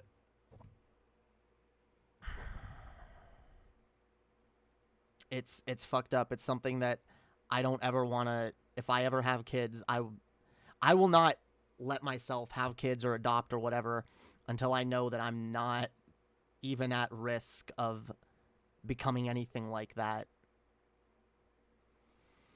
Because it was so fucking damaging. And my sisters experienced shit like that as well. And it was damaging for them too. And so that's why I write about this shit. Because it haunts me. I still have nightmares about my parents' house. If I don't play music really loud at night, I will have nightmares. Not always about that, but usually about that. And it's one of the things that's reminded me over the years, as much as I might forget about things sometimes, as much as I might think, oh, like, my life is just going on and I'm fine, like, it still has never truly gone away. And I don't know that it'll ever go away, but I certainly know it won't go away as long as it lives unquestioned inside my head. It's not going to go away as long as I'm not doing something about it actively. And this is part of me doing something. So I hope someone out there finds value in this song. Again, straight up made it a banger, all right? In fact, much more of a banger than I expected it to be, really. Like, I'm genuinely impressed by how this how the beat turned out and everything. It's fucking dope. It is really fucking dope. So yeah, I'm gonna play it again, and then I'm gonna come back after a short break, and it might play twice. I don't know, but hell yeah, please enjoy. For those of y'all who haven't heard the song yet, here it is, Son of a Bitch. Let me just pull it up. Probably should have had it up before I said that. Would have been a cool transition, but that's fine. Here we go. Son of a Bitch.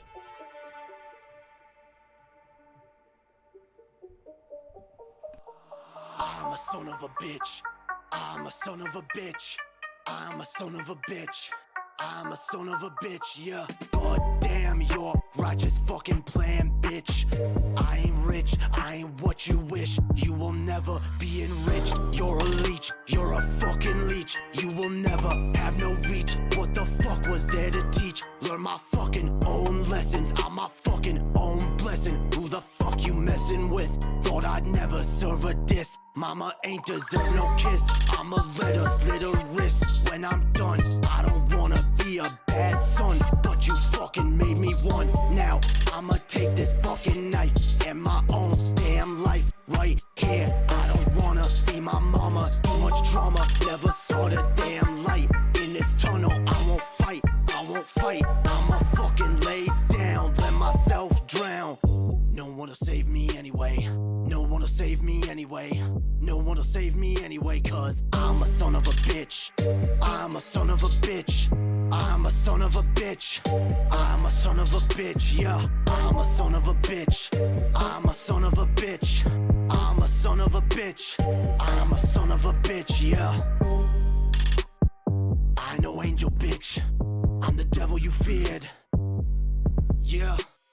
Why in the fuck did I leave? Why in my absence you grieve? Why can't my pain you perceive? Cause your own lies you believe. Didn't know you would conceive. The son of Satan deceived. I'ma take my fucking cleaver at your stomach fall. Make that shit mine, for that shit you fucking stole. I'ma take back my control. Dig me out a fucking hole. What the fuck, I got no goal. Getting high, pay the toll. Like my mama gave a soul. For them pills and these demons, I can't even see my veins. Kids are driving me insane. I'ma cut this damn pain with my baby in my arms. Won't be sounding no alarms. Slip my wrist and I'm gone. Yeah, no one will save me anyway. No one will save me anyway. No one will save me anyway. No one will save me anyway, cause I'm a son of a bitch. I'm a son of a bitch. I'm a son of a bitch. I'm a son of a bitch, yeah. I'm a son of a bitch. I'm a son of a bitch. I'm a son of a bitch. I'm a son of a bitch, yeah.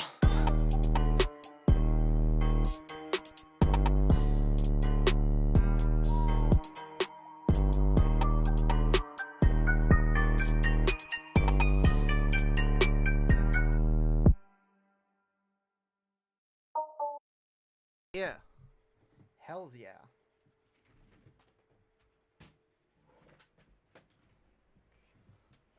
See what I'm talking about, yo? That beat is dope. That beat is fucking dope. Straight up, knocked it out of the park, as always. Holy shit. I love it. I love it, yo. Yo, what up, Hopium Nuggets? Hells yeah. Well, you arrived just in time for us to go back to a regular Hopium den. Hells yeah. How's it going? Damn right, yo. Hells yeah. That's it, yo. That's the song. That's the fucking song. I'm really fucking proud of it. I've been listening to it a lot over the last few days, and it's fucking like, I'm surprised that I was able to create something that that decent sounding. Like, holy shit. Holy fuck. Sometimes I'm looking, I was like, whoa, like, that's me? Holy fuck. Okay. Like, I'm listening to it and I'm like, I know it's me, but it's like, damn. Guys, I never imagined in my wildest dreams that I would make music. I always wanted to. I always fucking wanted to. When I was younger, I would listen to Eminem and I'd be like, oh, I want it so bad. I want to write rap. I love rap so fucking much. I want to make it. I want to make my own music, but like, I was like, nah, you can't do that. You gotta know somebody, you know? You gotta, well, I guess I do know somebody. I know Straight Up, and he makes dope ass beats, but even if I didn't, I'd be like working on like, and I do want to learn how to make beats myself. But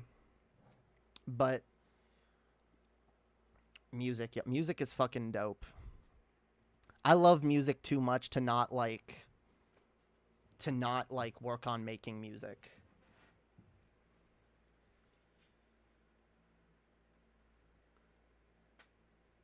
Which is why I hate it, yo. I had to leave my fucking guitar behind. One of my fans bought me a guitar last year when I came out. Like, a bunch of people bought me shit off my Amazon wish list. I do have most of the shit people bought me, but I had to leave my guitar behind because I couldn't fit it in a suitcase, which really fucking sucks. So I'll have to get a new guitar someday at some point. Probably not anytime soon because I can't afford it. I guess I could always put another one on my wish list just in case anyone ever does feel like sending me one. But yeah, yo. Hells yeah. If you enjoyed that shit, yo, hit the like button. Go check it out on SoundCloud. And,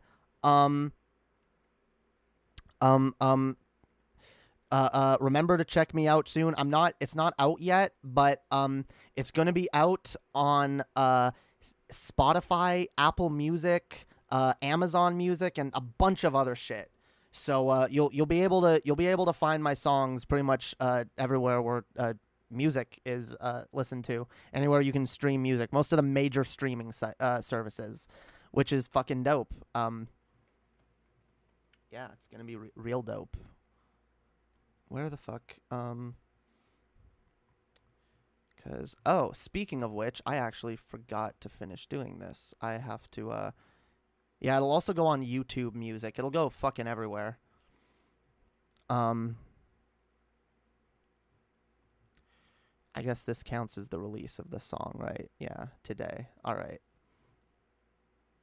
Let's see. Here, I'll read the list of everywhere my music will be. Spotify, Apple Music, iTunes, Instagram and Facebook, TikTok and Reso, YouTube Music, Amazon, Soundtrack by Twitch, Pandora. Oh, Pandora too. Deezer, Tidal, iHeartRadio, Claro Musica, Savin, okay, Boomplay, Ngami, KKBox, NetEase, Tencent, Kobuz, Thriller, Yandex Music, MediaNet Plus, and many similar outlets, and Snapchat. Okay, those are all the places where you will presumably be able to find my music. It'll take a few days, but I just put it up today. It should all It should all be up within the next few days. It'll probably be on Apple Music the quickest. It'll probably take like 3 days to go to Spotify. TikTok is cringe gross. You know what? TikTok is a platform that that makes a lot of money, that has a lot of like is very popular and like, dude, I'm absolutely, and I've talked about this before, I'm absolutely planning on expanding some of my content to TikTok, like 100%. 100% I want to start doing shit on TikTok. You can say it's cringe all you want. Hey, if you think it's cringe and I'm not, then I guess I'll be the one not cringe thing on TikTok. And you know, I think adding more non-cringe to TikTok is probably a good thing overall. And being like expanding, like, you know, nah, you can agree, you guys can hate on TikTok. You don't have to watch my TikTok content then. But I do actually want to do like some short rants and shit on TikTok and whatnot. Yeah, expanding your reach to a new audience is an excellent choice. Yes. It's never a bad thing, okay? You can sit here like a bunch of old boomers and be like, TikTok is cringe and stupid. I'm not going to use TikTok. And I'm like, okay, go ahead. But I'm trying to expand and grow. So, you know, I'm already on TikTok. I have a thing, Lady Hopium. I had one rap that I did like over a year ago. A little verse that I rapped. It wasn't amazing. I actually fucked up one line of it, but Zoomers agree as well, not just boomers. You know what? I don't care. TikTok is popular, so you're gonna find Lady Hopium on TikTok. TikTok actually pays their creators, so that's not cringe. That, you know what? I need to get on TikTok because you know what? I used to make Vines. I used to make short little clips on Vine, and I actually really enjoyed it. And I haven't really had the inspiration to do anything like that lately, but I want to. I want to do little short skits and shit, and little mini rants and whatnot. Because I used to have a lot of little ideas that could fit easily into a short video, and I always hated that that Vine was like so short because you could only make like 6-second videos. So, you know, at least on TikTok, you can make them up to a minute, so. Or maybe even longer now, I don't know. But yeah, yo. There's a lot of shit that can be done. Even if most of the shit on TikTok is cringe, that doesn't mean that TikTok is a useless platform that can't be used to make something decent. But yeah, Twitch is another site that I'm expanding to. Oh, also, before I forget, if I don't know if y'all saw Hopium Nuggets in the chat. In fact, yeah, yo, Hopium Nuggets is a channel that has clips from this show, which is pretty fucking cool. One of you guys, it seems, has made a Lady Hopium clip channel and has been clipping some shit, which is really fucking cool. So, yeah, feel free to go subscribe to that channel, yo.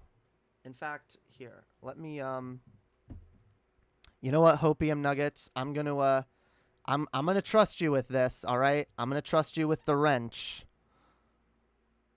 Don't abuse your power, all right? You seem to have shown yourself worthy. You've made some dope fucking clips. So I'm trusting you with this, all right? You can post a link to your own channel now. So yeah, do that. And everyone go subscribe, yo, because that's fucking dope. That's fucking dope. I'm also gonna use some of the clips from their channel to upload to my channel, just so that, you know, things that I want to get more reach, you know, because I do realize not everyone watches like the whole fucking stream.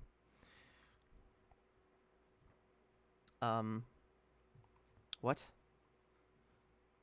Oh, did you post it? I don't see it. You may now take away my wrench, for it has served its purpose. Damn. You got the wrench and you have it, and that's its purpose, and now you're done with it. You didn't even post your thing. I don't see it anyway.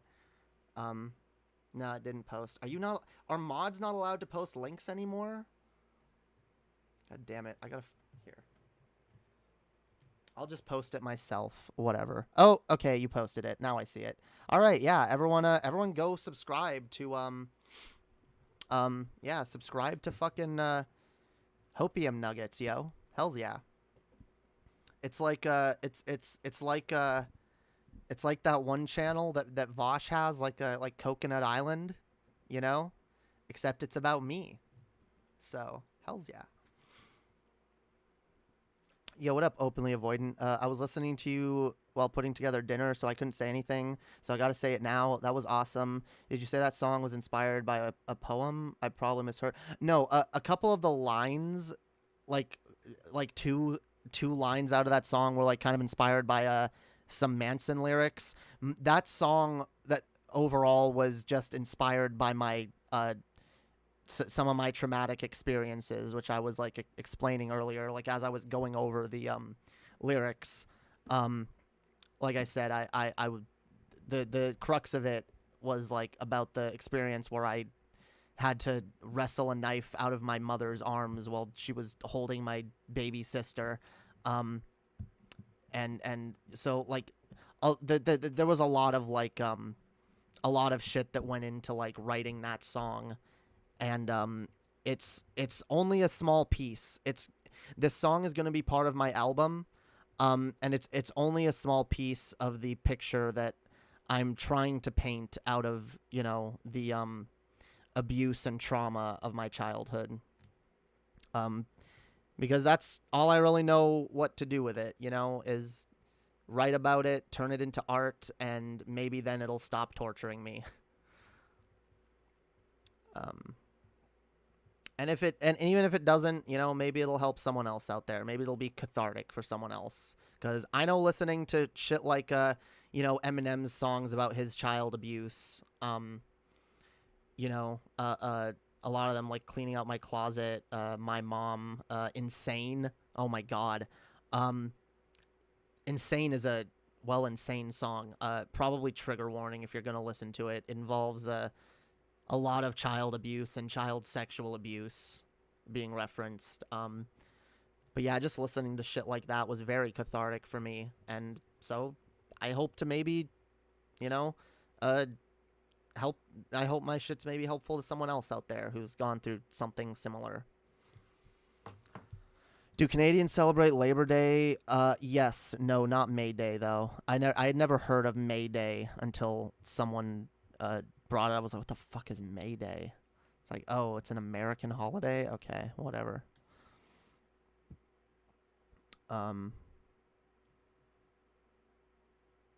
What? The clock app? I don't know what that is. But hell yeah. Okay, so what was this shit earlier people were saying about, about what's this anti-welfare sentiment I'm hearing from my supposed socialist audience? What is this? What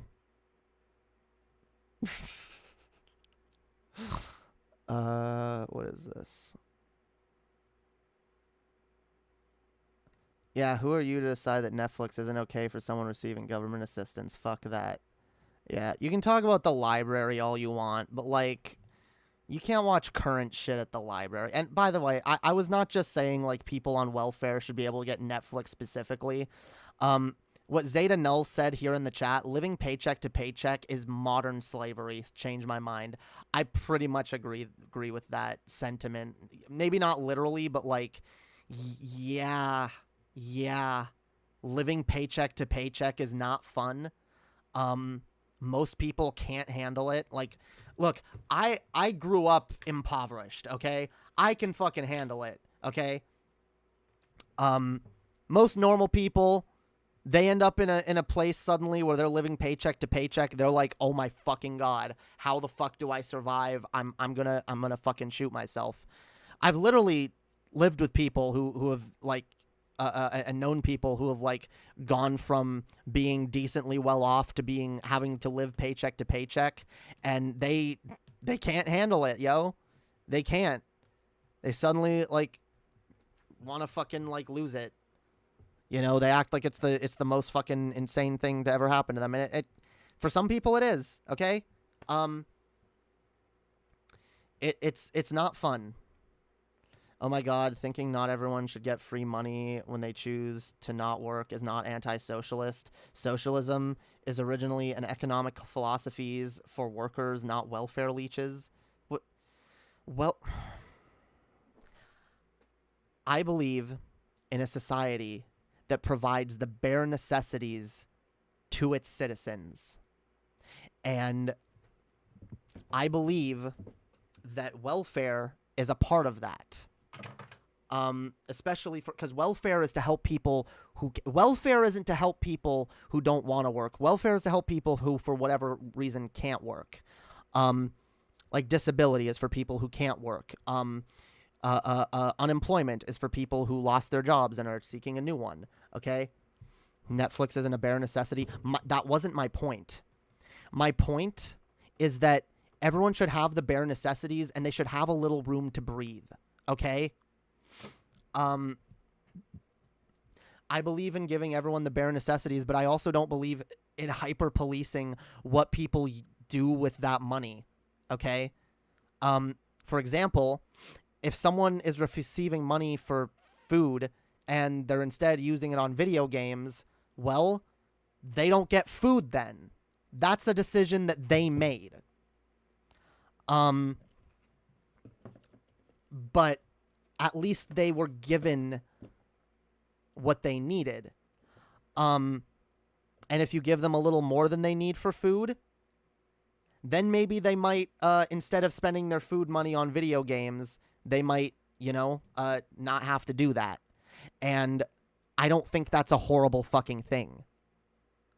I'm not saying we should give people hundreds and hundreds of dollars or even thousands of dollars that they can just waste on whatever the fuck they want.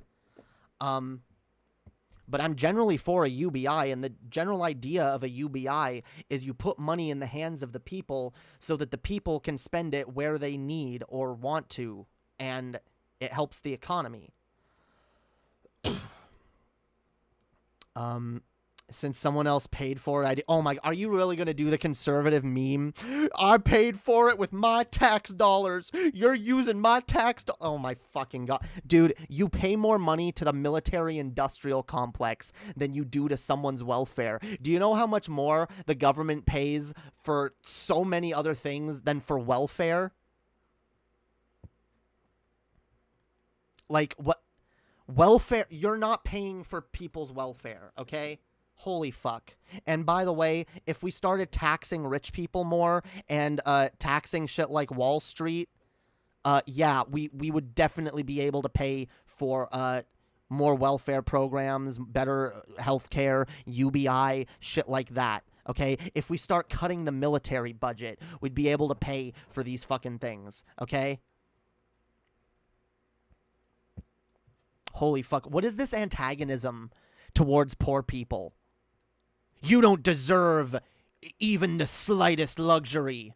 Nope. Not for you. Like, holy fuck. I earlier said, like, I think people should have at least, like, $50 to fucking play with a month. Personally, I think it would be more. But how can you argue against just $50?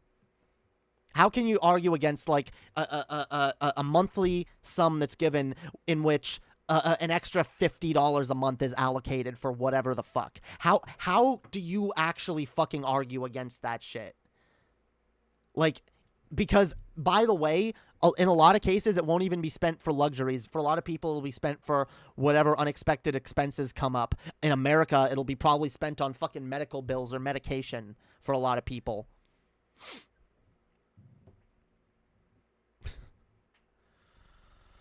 Taxpayers should have access to the U.S. military. I don't know that I can reasonably argue against that, so I'm just gonna let it. I'm gonna let it slide. All Are you a libertarian then? Look, I'm a libertarian. I believe in freedom, and I believe that giving people the resources and the means to pursue their own freedoms is integral to providing freedom.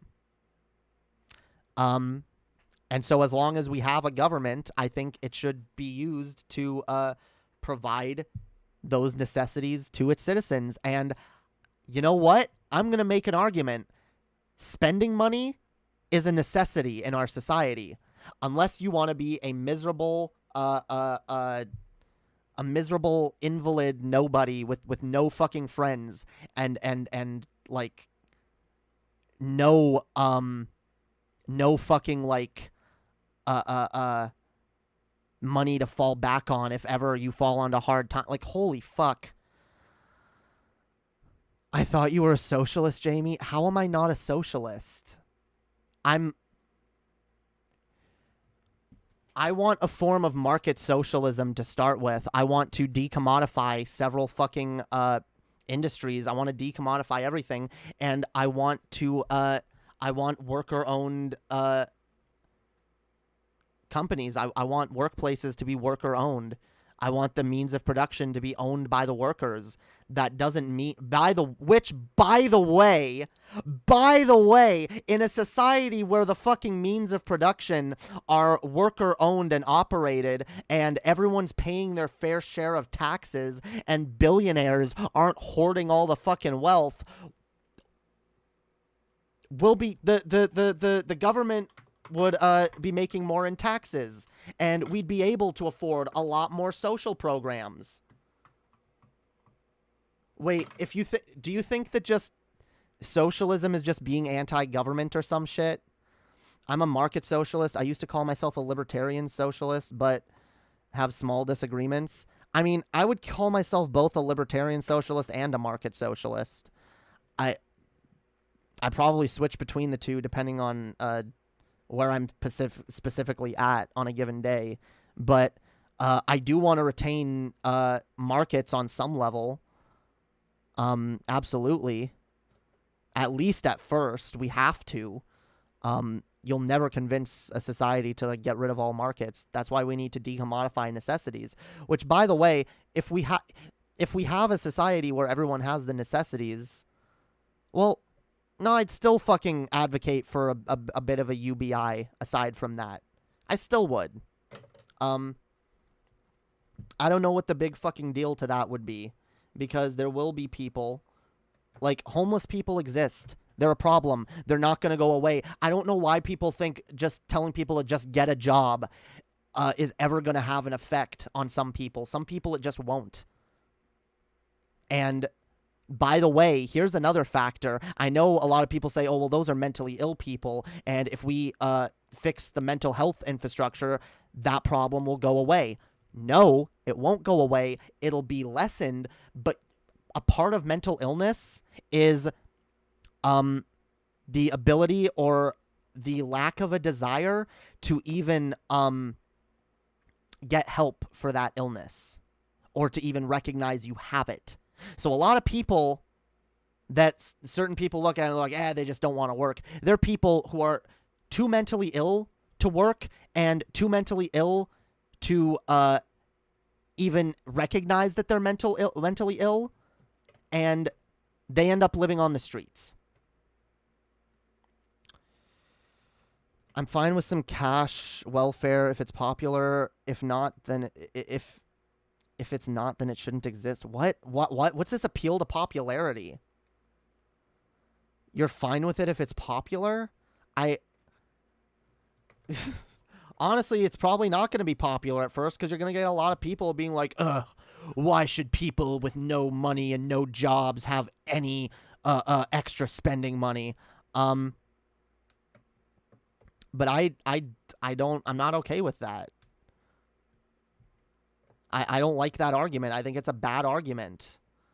I think having at least a little bit of money to be able to engage with society adds to the well-being of people. And when you can't even participate in even the slightest ways in the system that we live in, you're going to be less incentivized to get a job in order to bolster the system continuing to move. And then there's also the other point, which I love how everybody forgets this when it comes to like talk of UBI and money given to people who don't want to work. There's also people who lose their jobs and who will continue to lose their jobs due to automation. And until we have like like, I'm sorry, like, the unemployment rate is through the fucking roof. It is through the fucking roof. And conservatives like to tout around the fake unemployment statistics, but we know those are bullshit. We know they are. Maybe I believe in democracy. I believe in democracy too, but I also believe in, like, if I just believe in, like, appealing to popularity in all things, then I would say, okay, well, fuck socialism because it's not popular. No, I'm trying to make socialism popular. By the same token, I'm gonna try to make ideas of UBI popular, and I'm gonna try to popularize the idea of not scrutinizing every little dollar spent by someone on welfare and recognizing that it's not a bad thing to give people a little breathing room. It's actually extremely beneficial. Extremely beneficial. So, yes, I believe in democracy, but I also believe in trying to influence people's opinions so that democracy can, you know, like, that's how you sway democracy. You sway people's opinions.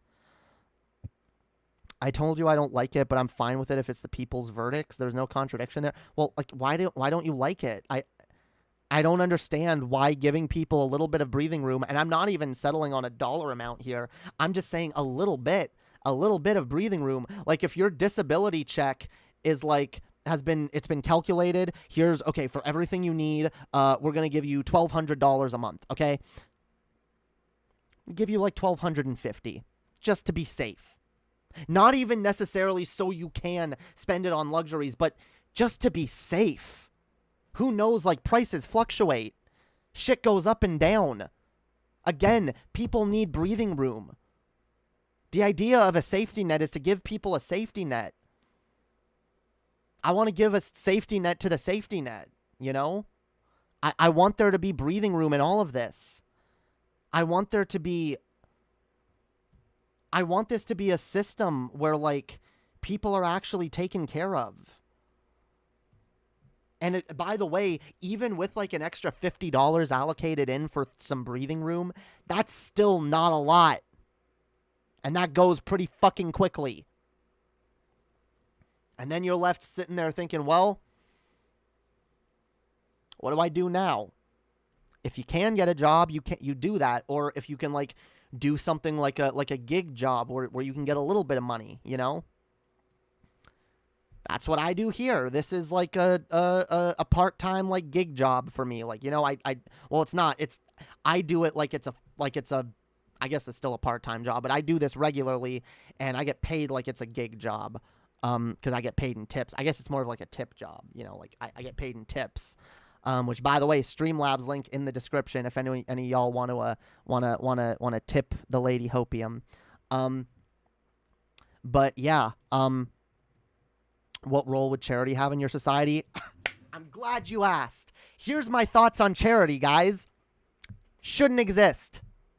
Should not exist. And I believe that as a socialist. I strongly believe, as a leftist and as a socialist, charity should have no part in society. It shouldn't have to exist.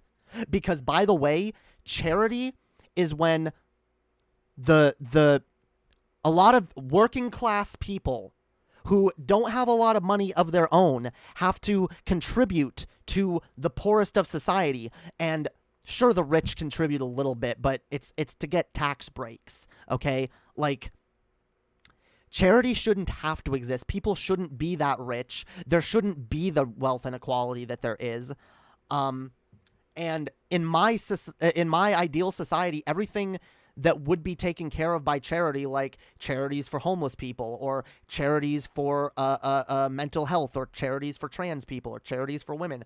All of this would be taken care of by the tax base, instead of funneling money into the military-industrial complex and into expensive government contracts for people who are in bed with elected officials. Let's reallocate those funds, okay?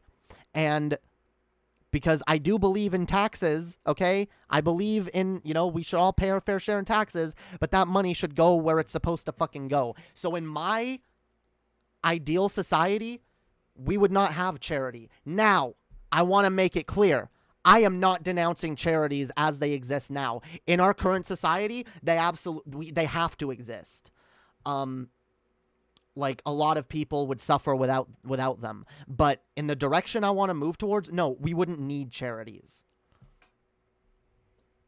A perfect society would not ever need a charity to exist, because this will never happen.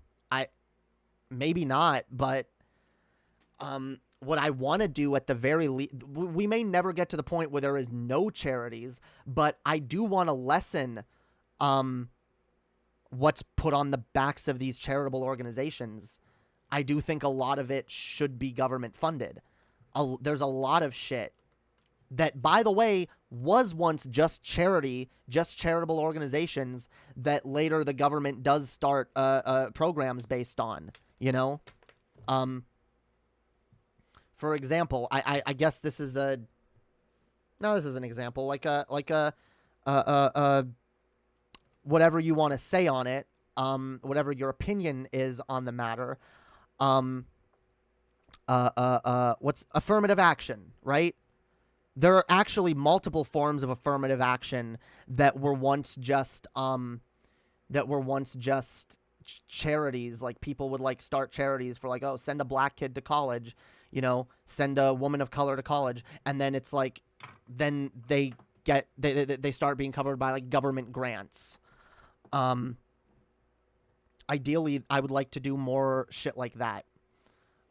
Charity is an indication of the failure of the government. Absolutely. Absolutely. The more charities that need to exist, the worse a government is doing. The less charities that exist, the better off that government is, or that need to exist, I should say, because there are places that don't have charities that probably should, but the less charities that need to exist, the better the government is doing. And so my goal overall is to fix as many of the cracks in the government, because what's the government's job? The government's job is to take care of its people. And it's not doing that. So in any way that it's not doing that, we have to build up charitable organizations. What? Then this goes from a personal disagreement to a civic injustice? What? Are you someone that believes that taxation is theft or something? Because I would approve of what I personally disagree with, ignoring extreme cases, of course, being done if it's popular. Wait, so you would then would you approve of slavery if it were popular? That's not exactly a good philosophy to have, okay? I'll just approve of it if it's popular. You can say, like, I guess you won't oppose it if it's popular.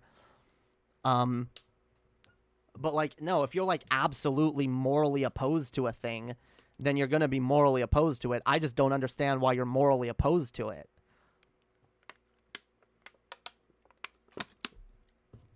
Ignoring extreme... What extreme cases are you talking about?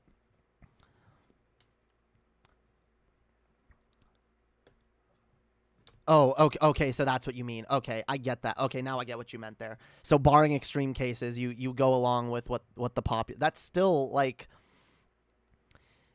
Just because something isn't extreme, if it's popular...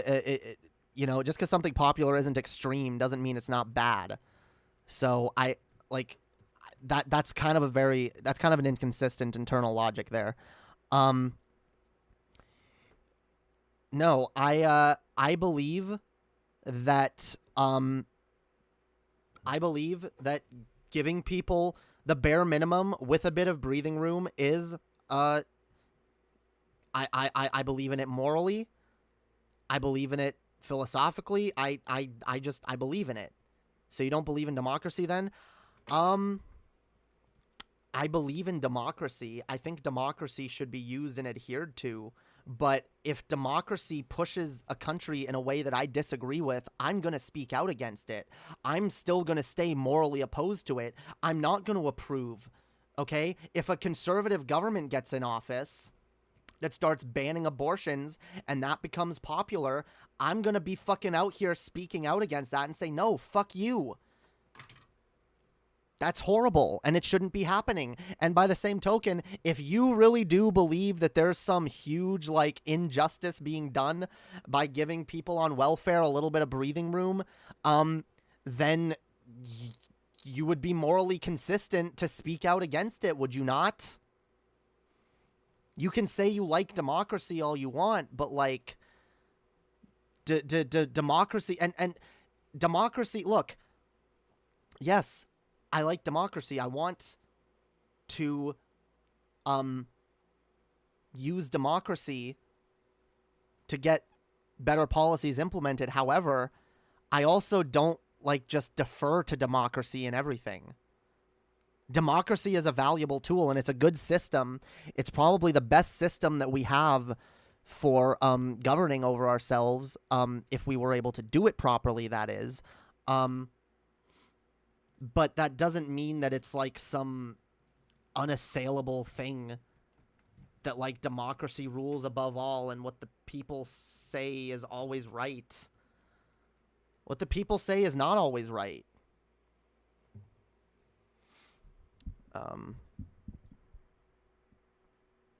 Okay, it's just because the language you used was that you would approve of it. You didn't say like, oh, like, I guess like it's... Sure, okay, we're probably not disagreeing with here that much. It just seems like you're saying that like you disagree with it, like that you would approve of it magically. You would suddenly you wouldn't be against it if democracy. So are you saying like you just wouldn't fight against it because you'd be like, well, I guess that's what people want. I still disagree with it, but okay, sure, fair enough.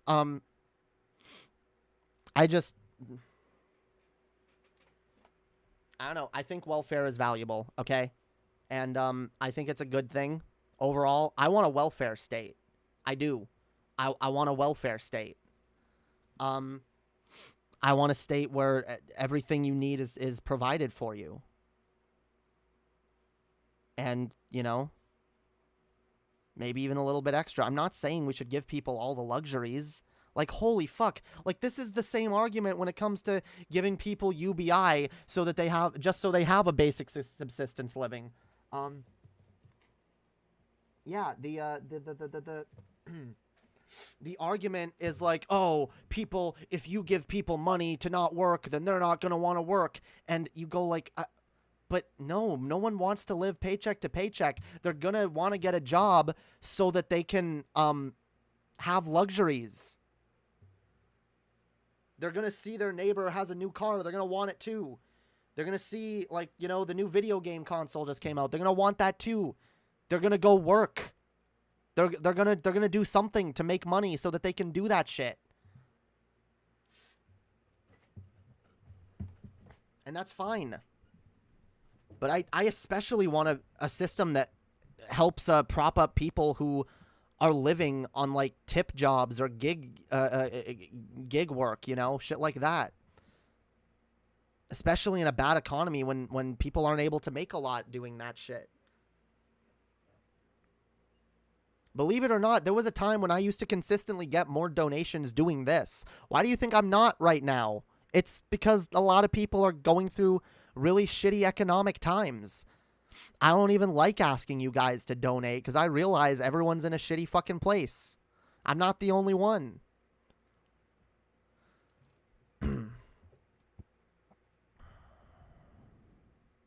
So can I personally be against something, but my will isn't what matters above all? What I can personally be against something, but my will isn't what matters above all, right?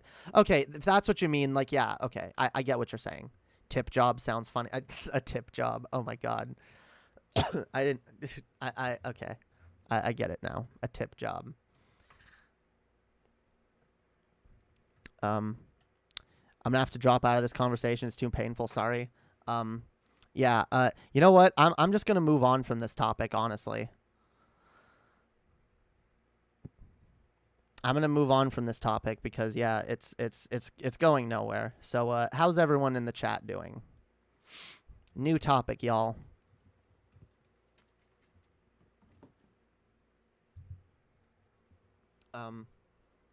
Jamie, what up?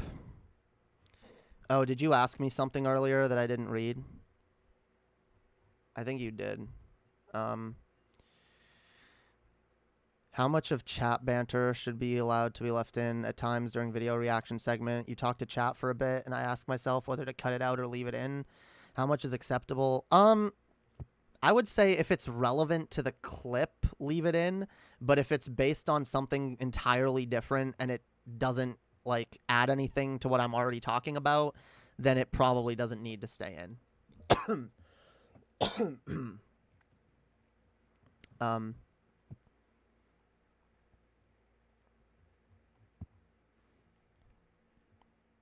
Yeah, because if someone says something in the chat, I mean, usually I try to only read the chat if it's relevant to what I'm looking at, but I don't always do that, especially if someone brings up something that I was just talking about before starting the segment. So, like, I guess, like, that stuff doesn't need to be in there. But, like, if someone makes a good point about something, you know, or I'm responding to someone's comment on the video that I'm watching or the segment or whatever it is, then, yeah.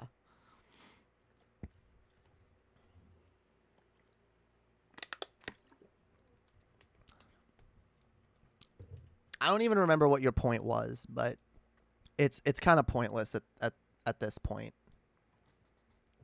It's kind of run its course. But yeah, yo, everyone check out Hopium Nuggets. Hells yeah. Hells yeah, we got our own clip channel, yo. Isn't that dope? That's fucking dope. And like I said, some of those clips will go on my channel, but some of them won't. So subscribe to that channel so you can see exclusive clips, and you can also probably see clips before they come on this channel. The only reason I'll really put clips on this channel is to appeal to people who don't watch my streams, because that would probably help this channel grow a bit. So yeah, I'll start putting up like individual segments that I think are really good, that we want people to see, yo. Hells yeah. Eventually, like I said, eventually when I can like pay an editor, I kind of want to like do my channel the way like kind of the way Vosh does, where I'll like do my streams and then I'll unlist them and put them in a I'll put them in a playlist that everyone can see, so you can go back and watch all the stream VODs. But then I'll just like upload clips from my channel, like from each stream. I don't want to switch to that model yet, just because, I mean, it would help me grow, honestly, but I don't want to ask Hopium Nuggets here to like have to edit all of my fucking streams. Like I realize they're just doing this you know, out of the kindness of their heart, and they're doing, you know, they can do it when they feel like it, you know. I'm not gonna ever like require someone to like do that shit for me. But like I said, when I have once we're a little bit bigger and I'm you know, making more of a revenue from this channel, I do want to pay someone to edit, probably Hopium Nuggets, because you do a good job, yo.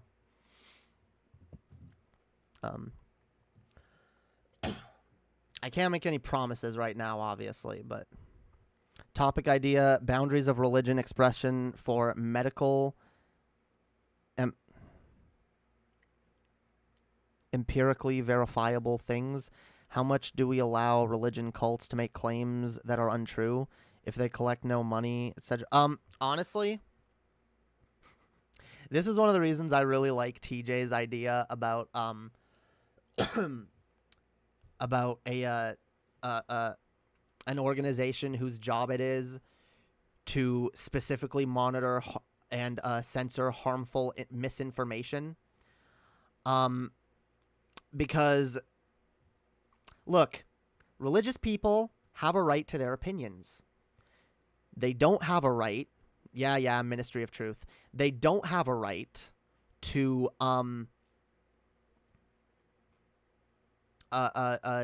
spread misinformation that could get people killed. So, like, if someone's like saying, "Oh, you don't need to get like COVID vaccines. All you need is prayer."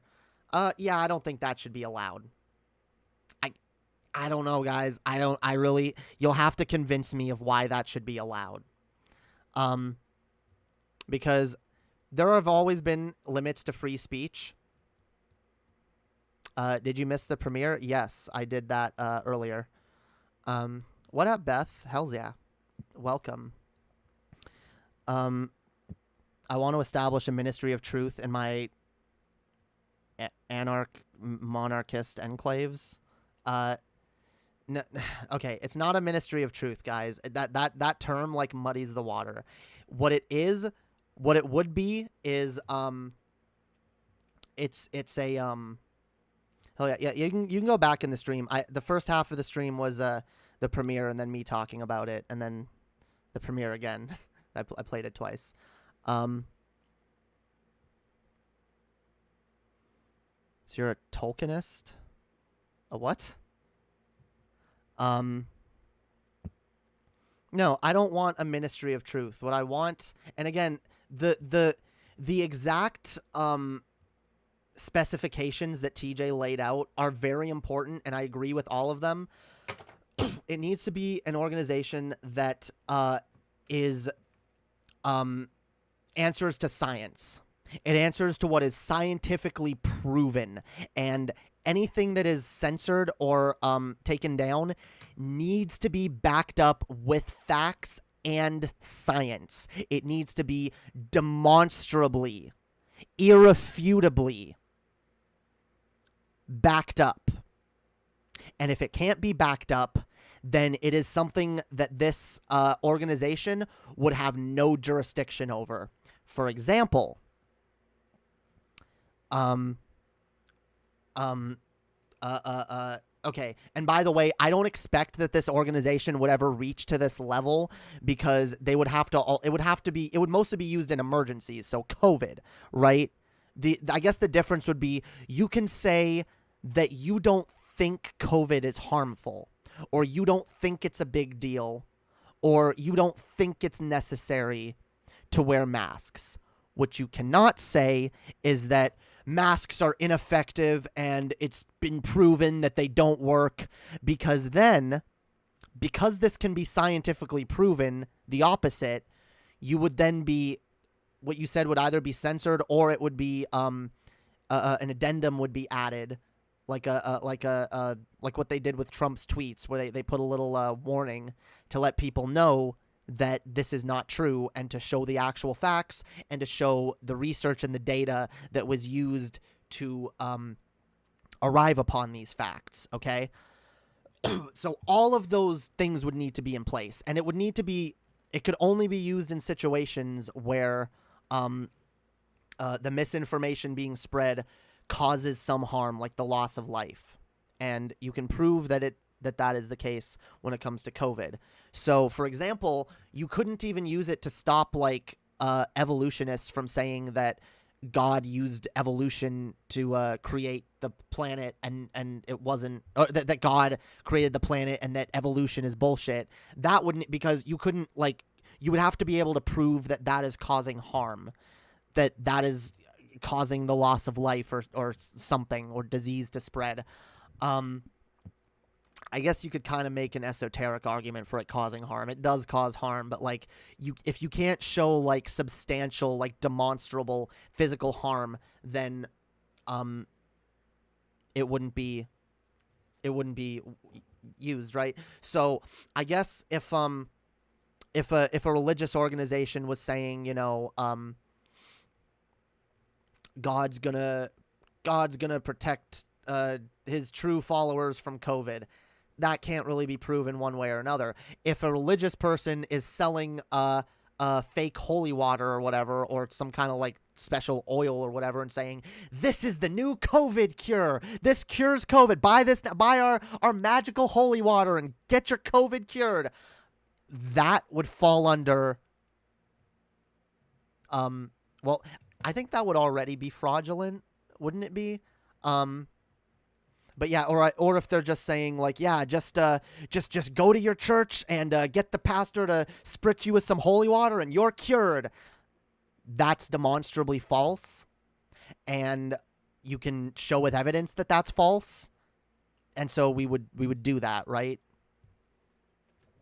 Yeah, I think that's already illegal, but you see what I'm saying? Like the general idea, it would be used in cases where demonstrable lies are being done to cause demonstrable harm.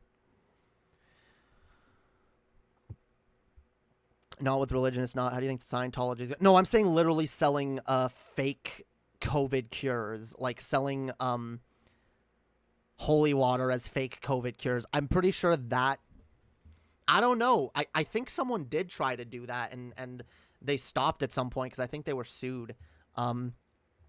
But that, like, this organization might have the power to, like, just take that down immediately and be like, nope, that's a lie.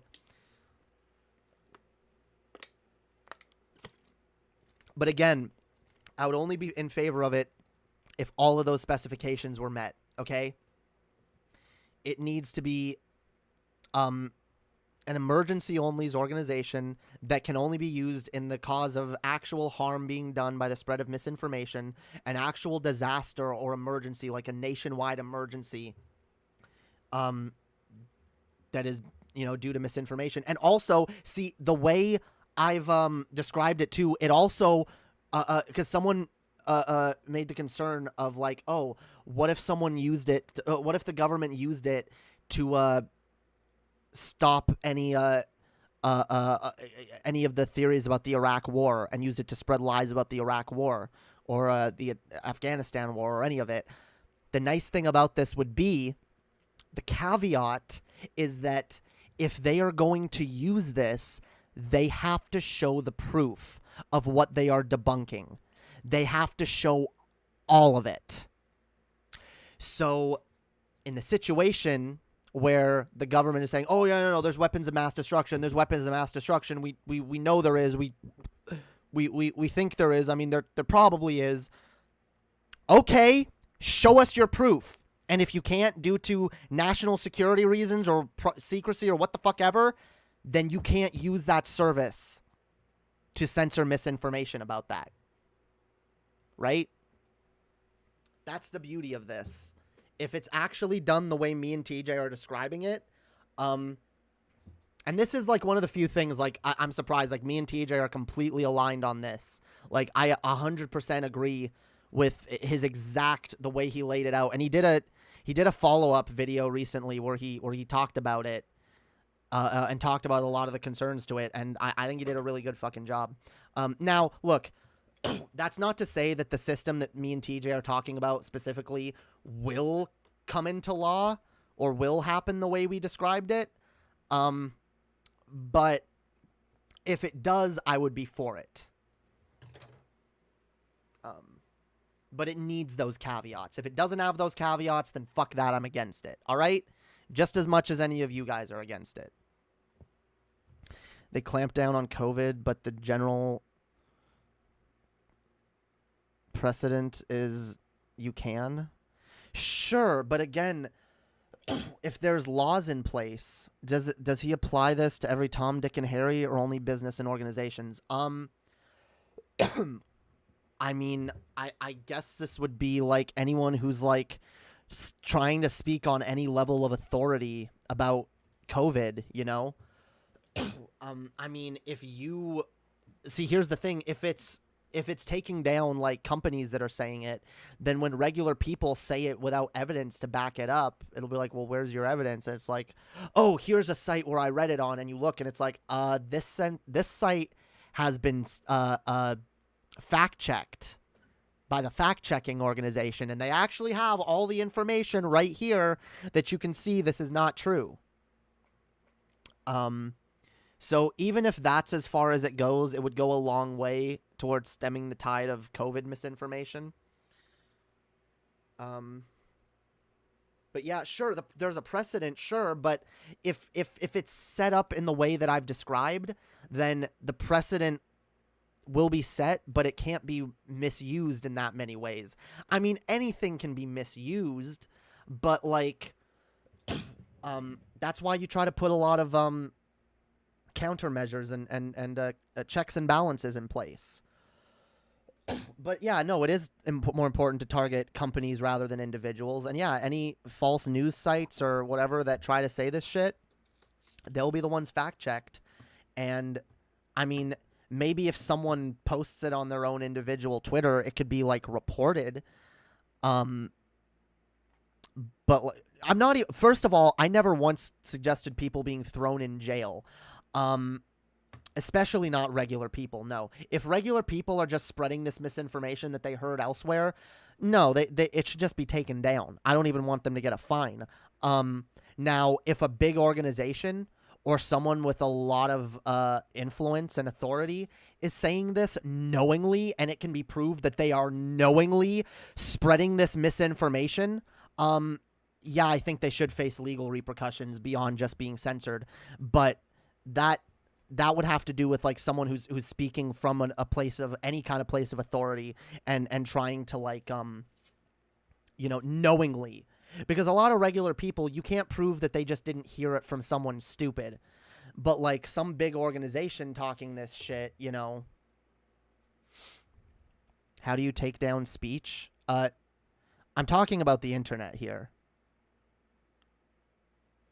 Or you don't care about speech, only text. I mean, how, like you said, how do you address that? You can't. Videos? Oh, videos would be censored and or fact-checked or whatever. Yeah. Like if someone makes a video being like, hey guys, I have the new information on why COVID is bullshit and you should actually be taking horse dewormer. By the way, under what I'm talking about, yeah, Joe Rogan's stupid fucking video would have been at least fact-checked, if not downright taken down. Because Annie was even watching last night on her stream, literally dumb fuck idiots who were like, yep, see that Joe Rogan said he took that horse dewormer and that seemed to work, so I wonder what else would work. See, they're trying to trick us and say that we need this vaccination, but do you know how insidious that is? Do you know how fucked that shit is? That Joe Rogan is just allowed to say that shit, and the fucking effect that has on dumb fucks. Holy shit. Holy fucking shit. See, you can't prove that Joe Rogan knows.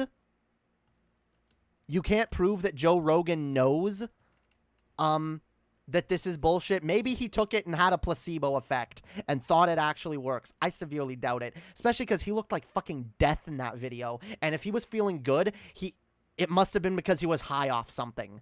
Okay? I don't believe him when he said he was feeling better. Holy fuck. No, that has real negative repercussions. That video, no, I wouldn't just leave it up to the sites. Every site should have that in their TOS. Okay?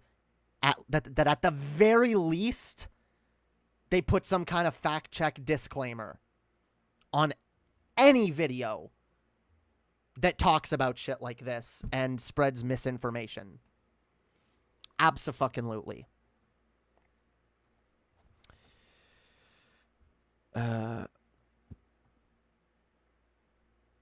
A bunch of, what?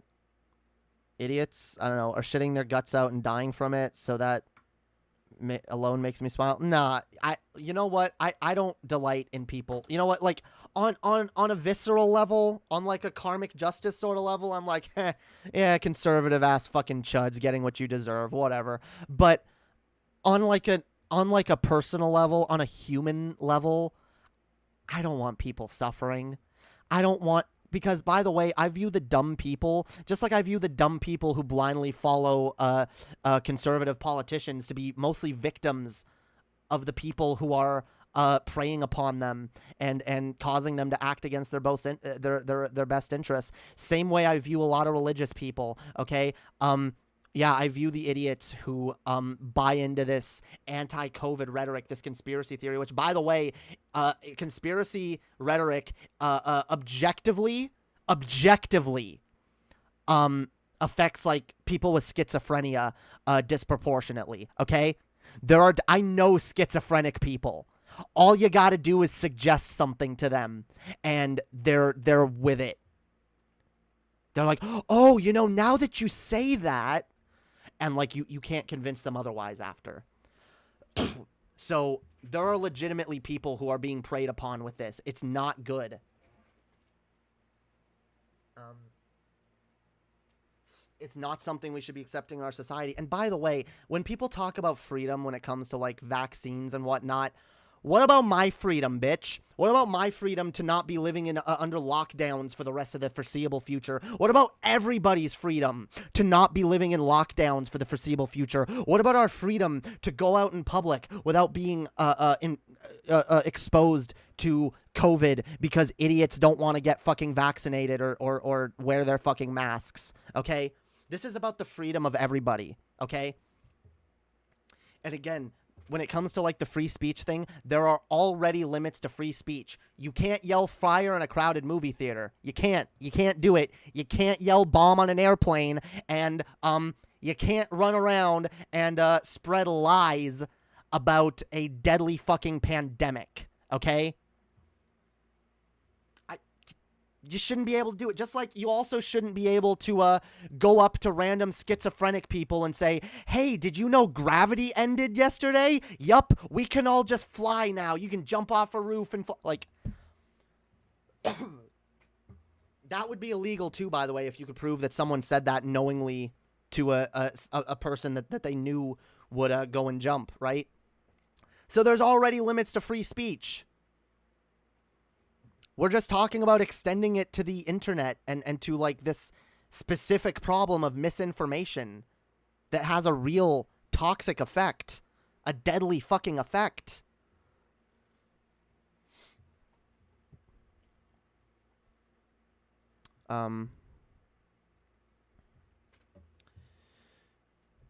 Like Gale with the moon, the Moonsikins. Look.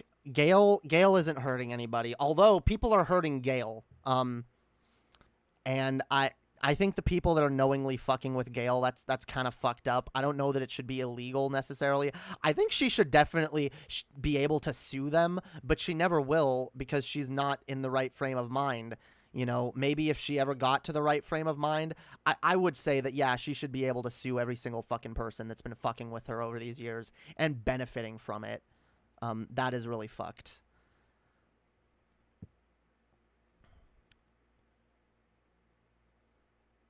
Trolls have helped get... Look, you can say they might have done some good, but they've also done really bad things. They got her to send, like, nudes of herself. To post, like, nudes of her pussy, and she thought she was sending it to Brent Spiner. All right, no. You can't justify all the evil that the Gale trolls have done without acknowledging by just like pointing to some of the good things. Oh, well, they get her to take her Seroquel. So what? They also exploit a mentally ill woman. They exploit a mentally ill woman and they ruin her life. That's not a utilitarian stance. Look, I guess I'm not saying I even like, look, I want a system where like she could be better taken care of. So I guess like the fact that people are helping her now and that she's, I guess, also making money from doing this and whatever, like sure. I don't think the slope is that slippery. However, I do think concern is valid about the fact-checking thing. Yeah, concern is valid. I understand the concern, but I'm trying to, like, explain, like, where I'm coming from and, like, the very specific way in which I'm for this. Because I understand how a lot of people can hear it and think, ooh, 1984, Ministry of Truth. But that's not what we're doing. That'll never be what I'm for. I want an actual, like, fact-checking organization that is based on truth and science, like real truth, like demonstrable truth. And if it can't be scientifically proven, then they have no business fact-checking based on it. Sure, but we live in the world we live in. I mean, sure, but you have to, like, look, in a utilitarian, consequentialist sense, sure, Gail might be a little bit better off than she would be in some ways, but that still doesn't, like, morally justify the people who have been trolling her for years, gaslighting her, manipulating her, pretending to be celebrities, pretending to be literally Jesus when they talk to her. Like, holy fuck. Like, I'm sorry, you can say that they did good all you want, but that is not morally defensible.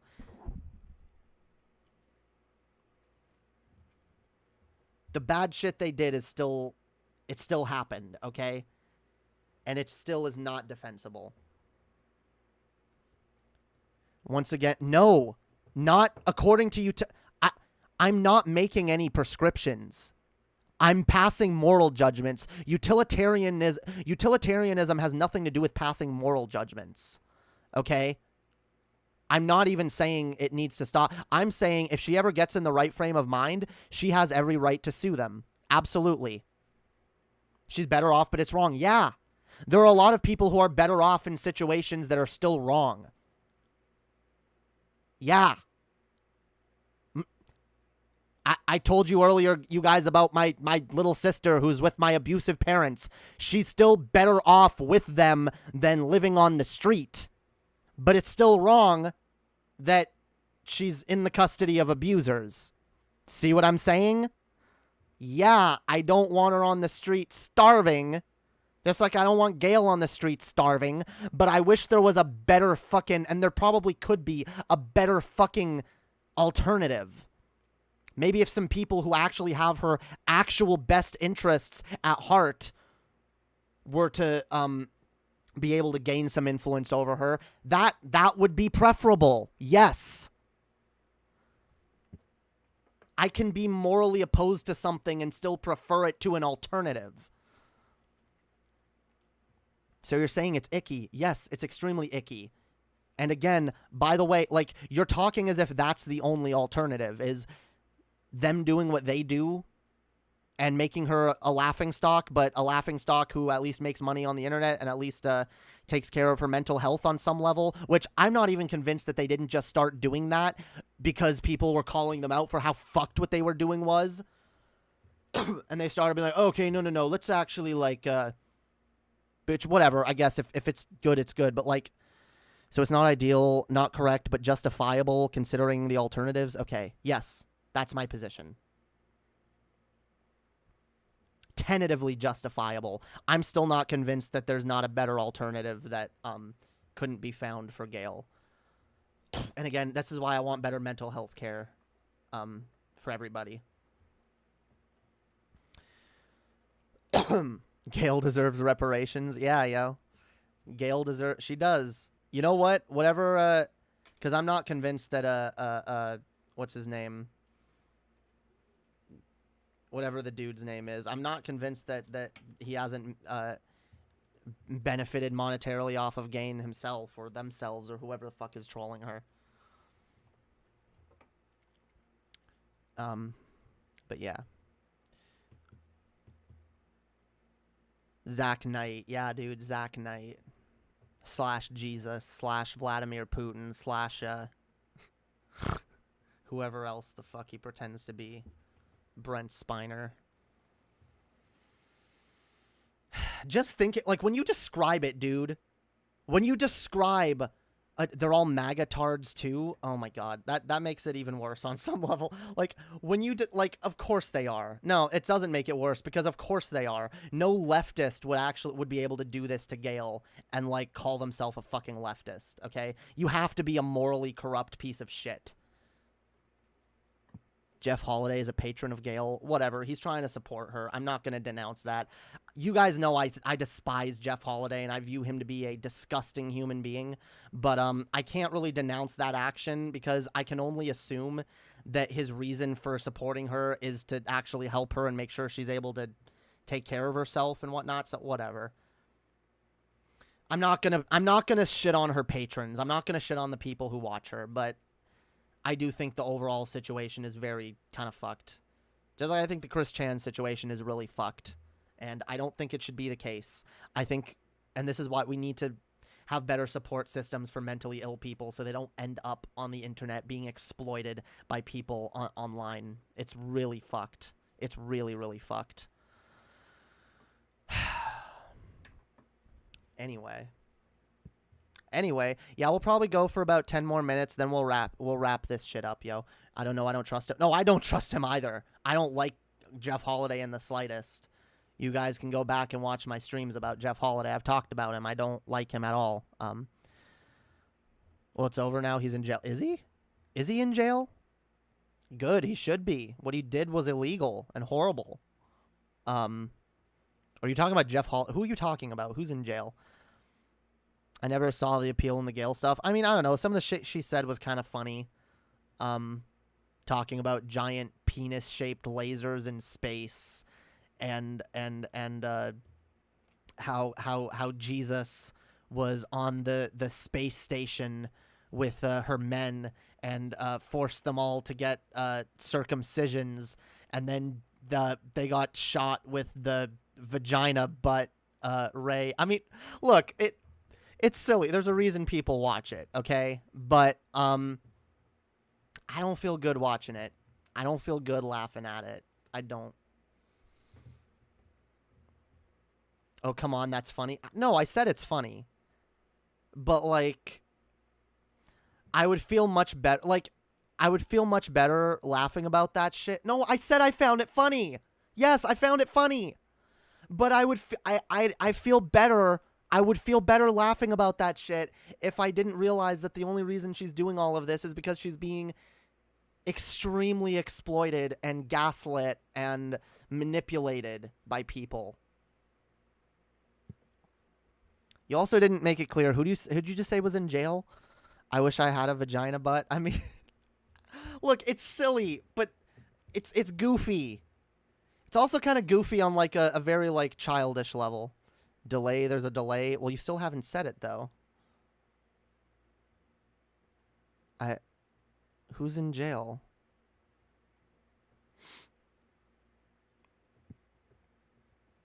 And wait, if there's a delay, how did you just hear me when I said that, but you didn't hear the first time whatever. Okay. Anyway, CWC. Oh, Chris Chan? Okay. I don't know.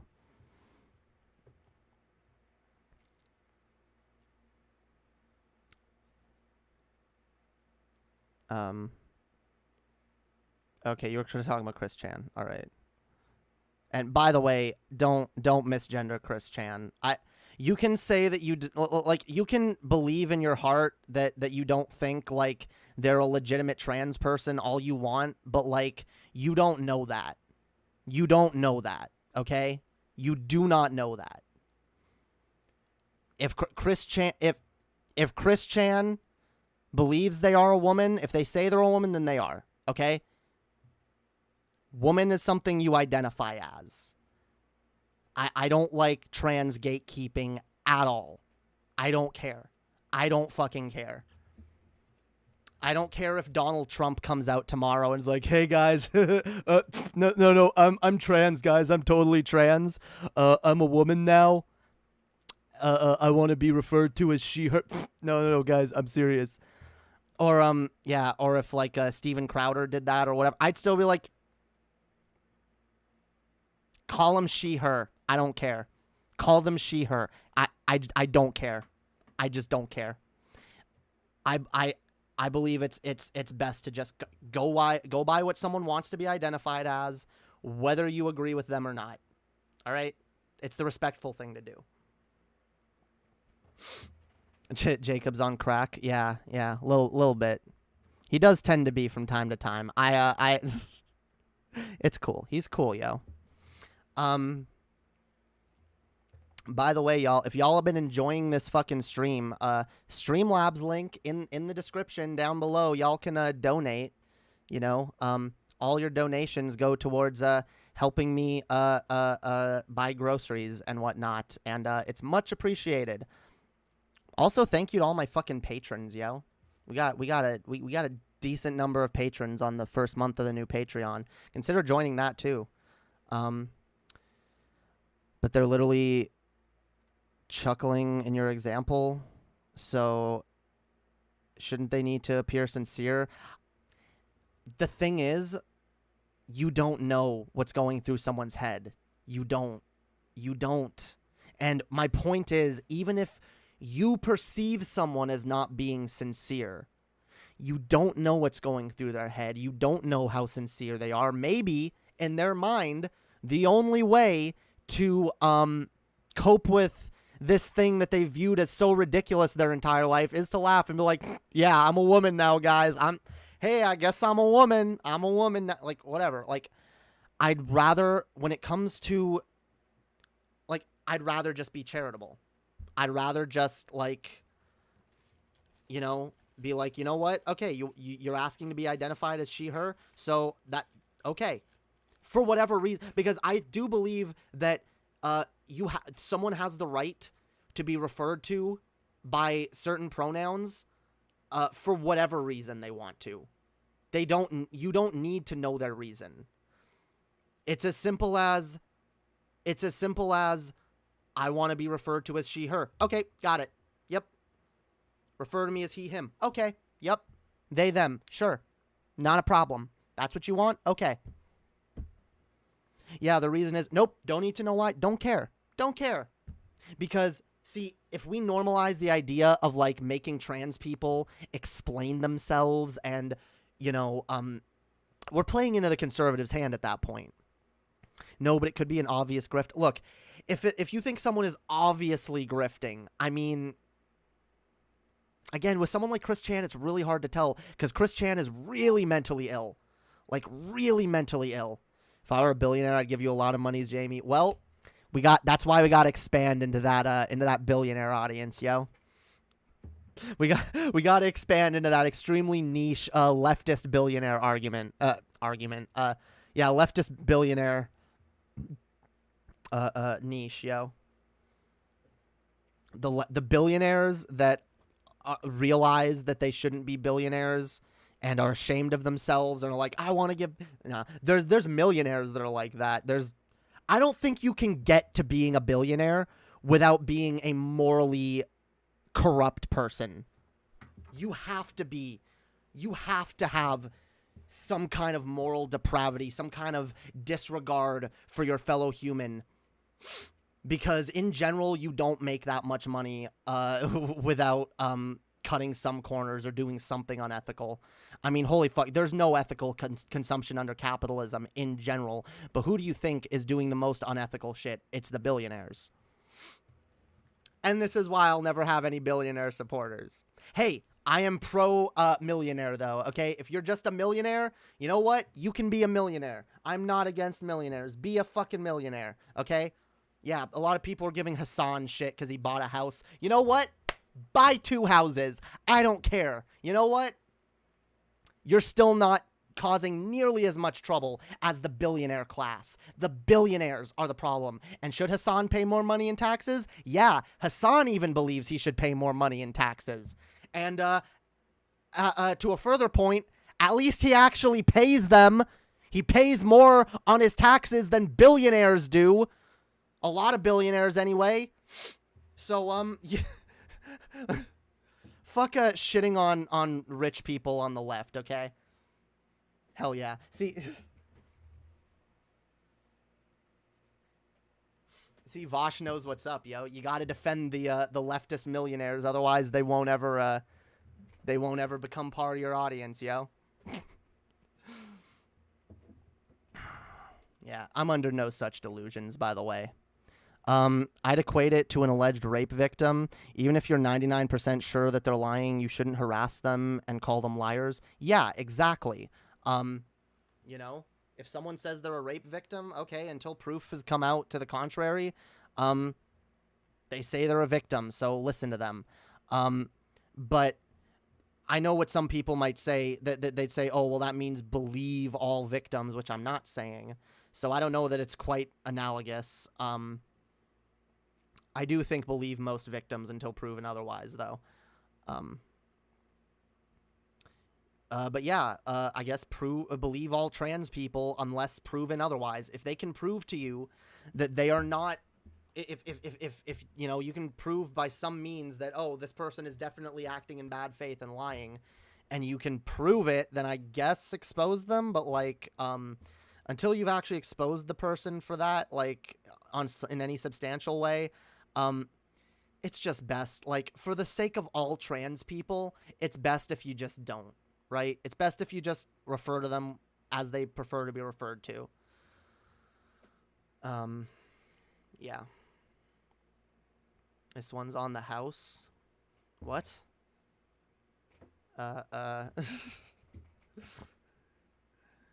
Dude, yeah. Hassan is based, by the way. Fuck all the people going after Hassan for that. I want to make money. I'd love to make some fucking money doing this, all right? Hey, at least Hassan is making money spreading a good message, right? At least he's not like some alt-right grifter. At least he actually does good shit with his money. Sure, he bought a fucking house. Everyone's gonna want to buy something with the fucking money they earn.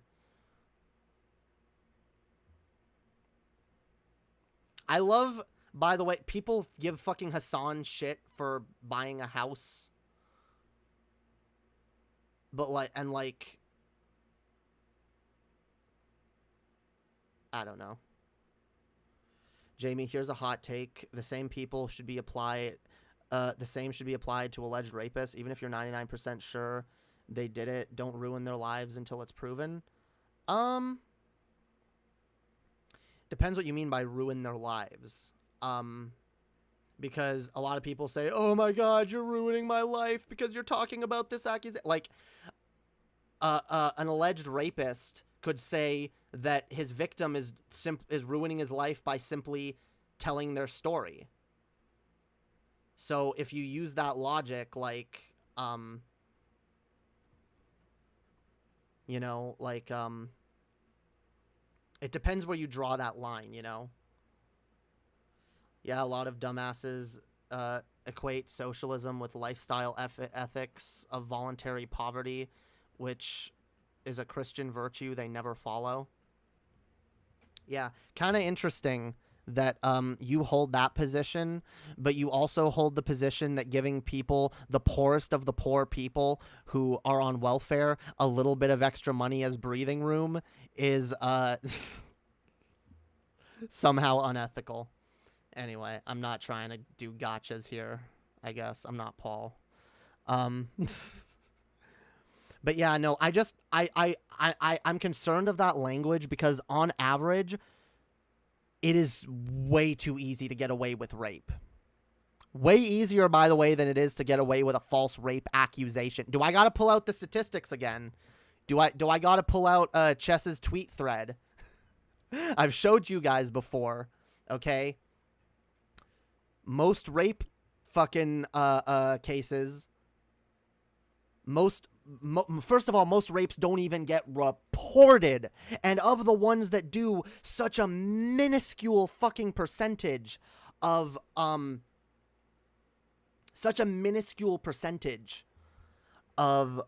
rape cases ever go to court or ever see justice. It's ridiculous. So if you're a rapist, you already have like a 95% chance of getting away with it. That's scary as fuck. But it's true.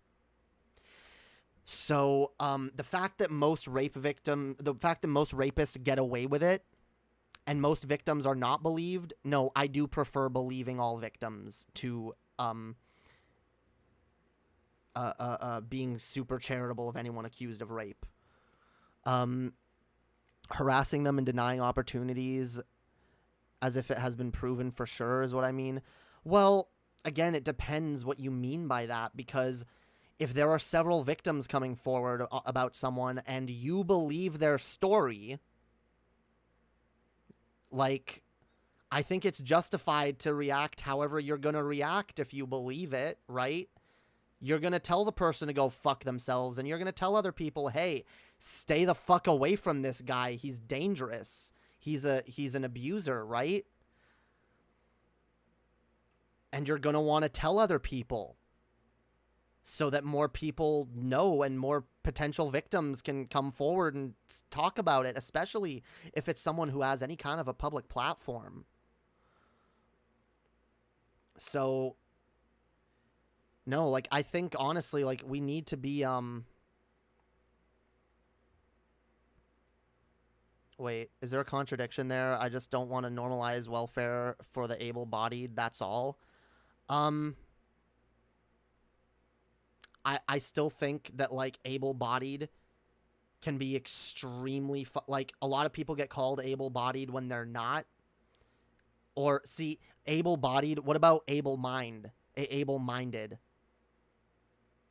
Like, that's why I don't like that term. I don't like able-bodied being used as a metric, because you can be like, what? Yeah, look at them. They're not fucking crippled or nothing, but then, like, maybe they're really mentally unwell.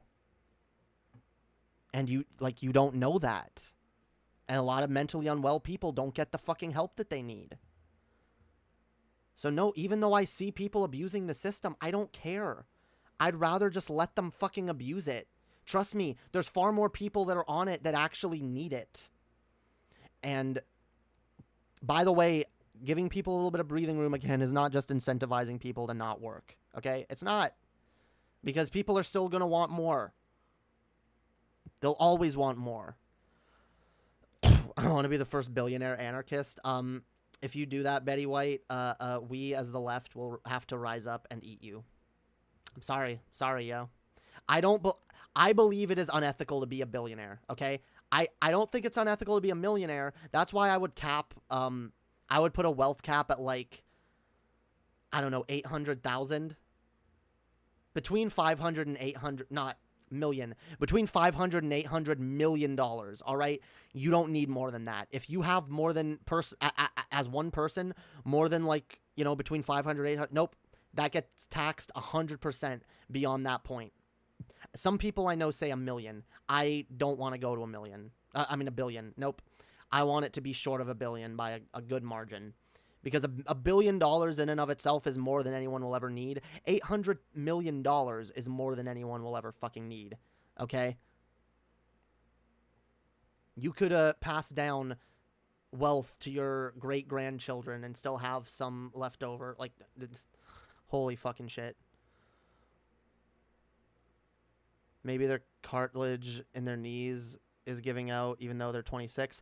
Yeah, that's, well, I don't have the cartilage in my knees giving out, but I do have certain areas of my bodies that are giving out even though I'm 26, and it's really fucking sad. I walked with a cane until about a year ago. Honestly, when I came out as trans, I also began working on myself physically, and I was like, and I do realize, like, this is going to come back at some point because there is history of arthritis in my family, and I probably have it in, like, my knees and, like, my hands and wrists and shit.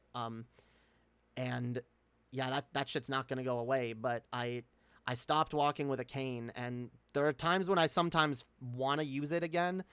There's times when I'm walking, I feel like I need it, and I'm just like, I'd rather just take breaks in the middle of my walks and shit like that, and sit down if I need to sit down, and, like, if my knee gives out every once in a while, okay, like, I'm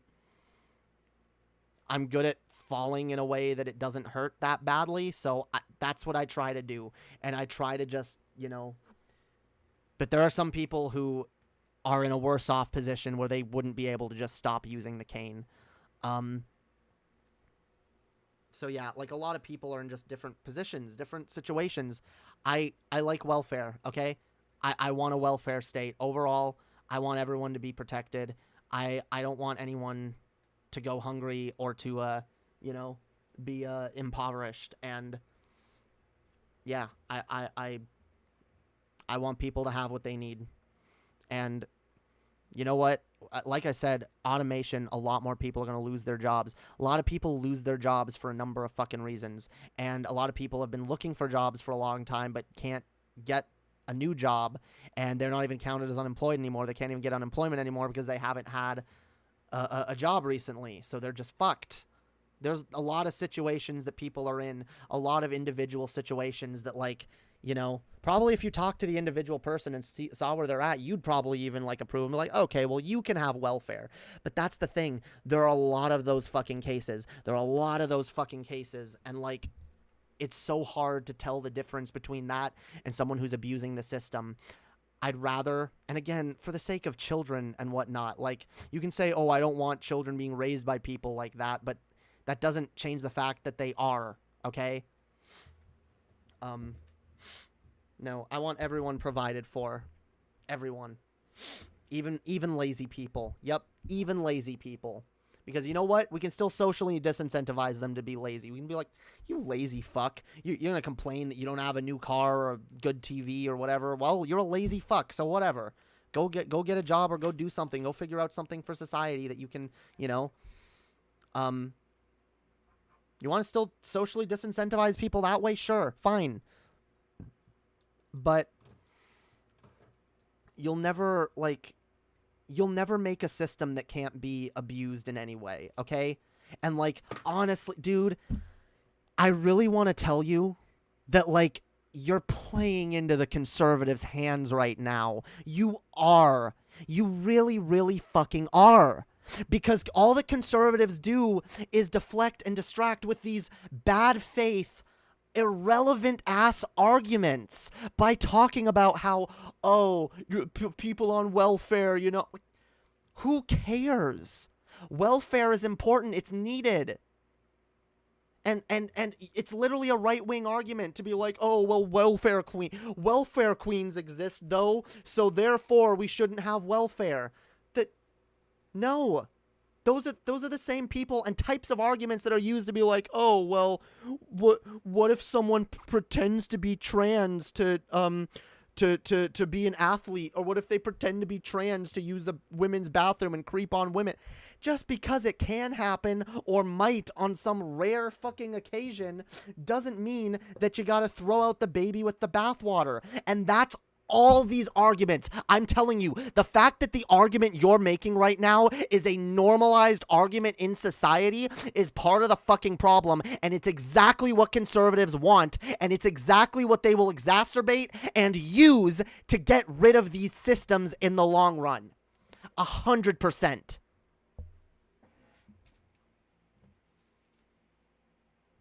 That is the function of the arguments that you are making right now.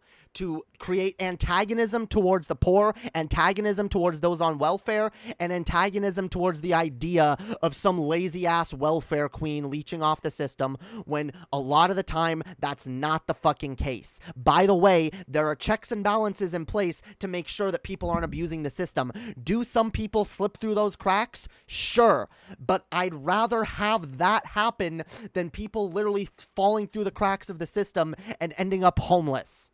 Yes, absolutely. I want more welfare so we have less homeless people. If that means we have more welfare queens, I don't give a damn. I don't. It's not as big of a problem as it's made out to be, all right? The military budget is significantly fucking higher.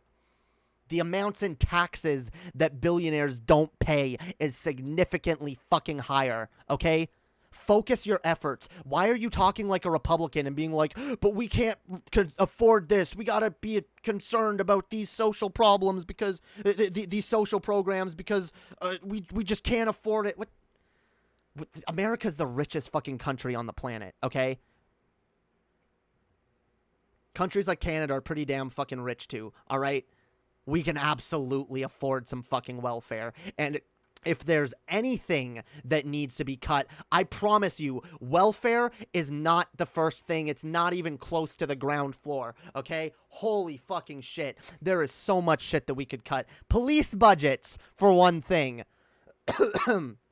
Yeah, defund the police. What do you think that was all about? Let's pour some of that money back into the communities, right? The military budget. Come on. You're going to talk about defunding welfare? I'm sorry. Every leftist should be first and foremost crying from the fucking rooftops that we need to defund the military, defund the police, defund a bunch of fucking shit. You never once mentioned cost or affordability. What are you arguing from? You said I don't want to have to pay for these people. You're basically making the argument that there's not enough money to go. If there's enough money to go around and you're not talking about cost or affordability, then where are you making this argument from? You just personally don't want your tax dollars to go to it? That's an even, because that is something you said earlier, and that's an even more incoherent argument. Because your taxes go to fund way worse shit than some random welfare queen that doesn't need to be on welfare. Like,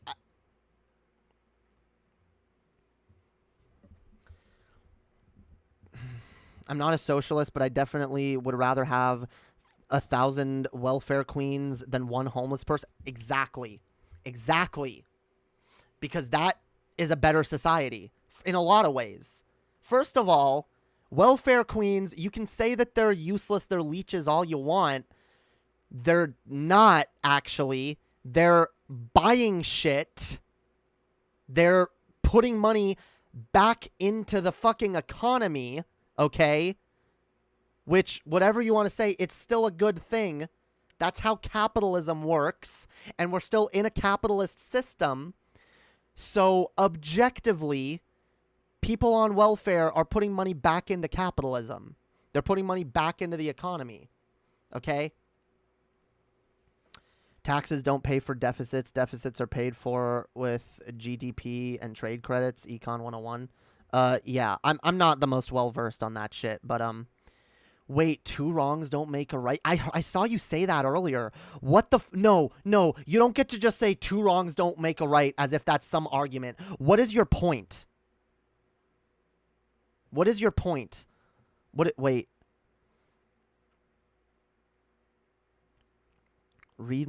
Post your comment again. What are you saying?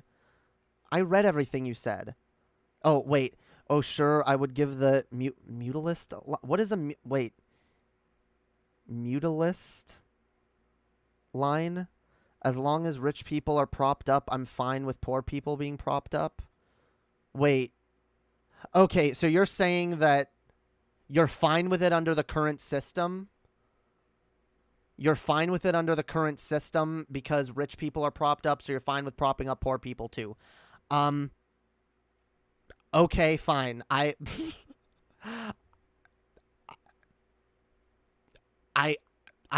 don't know how to, like, argue against that. I mean, sure. Well, okay. Because even if we're not propping up rich people, I still think we need to be propping up the people at the bottom of our society. The people who are the worst off, yeah. They'll still need help. Even if we're not propping up rich people, they'll still need help. And that's what we need to put money towards. We need to take that rich people money. Don't condescendingly be like, educate yourself, dude. If I don't know what a term is, you can fucking tell me what it means. Or you can, like, I don't know, not use it. Like, you're the one coming here and, like, saying shit to me. Tell me what it means. Like, I don't know what mutilist is. You know what? Fine, I'll look it up. Holy fuck. But don't just condescendingly being like, educate yourself. Mutilism? What is this?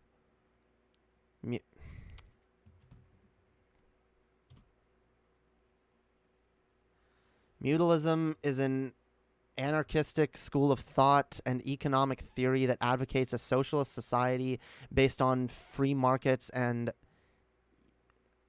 Here's another word I don't know. Usufructs, occupations, and use property norms. I have to, like, look more into... I don't know what you mean by this. Says the guy who doesn't understand basic econ. Yeah, I don't know. Why is all the fighting happening? I'm not Look, I'm not trying to like be antagonistic towards anybody. I'm arguing a point that like I think is important here. Like, I think it's important to like argue our differences in political theory and like come to some kind of like understanding. But like, sure, not everyone will come to an understanding of everything. Don't just view it as fighting though. Like, I like to have a back and forth with my audience. I don't know. Maybe shit's getting a little too heated, but that's gonna happen.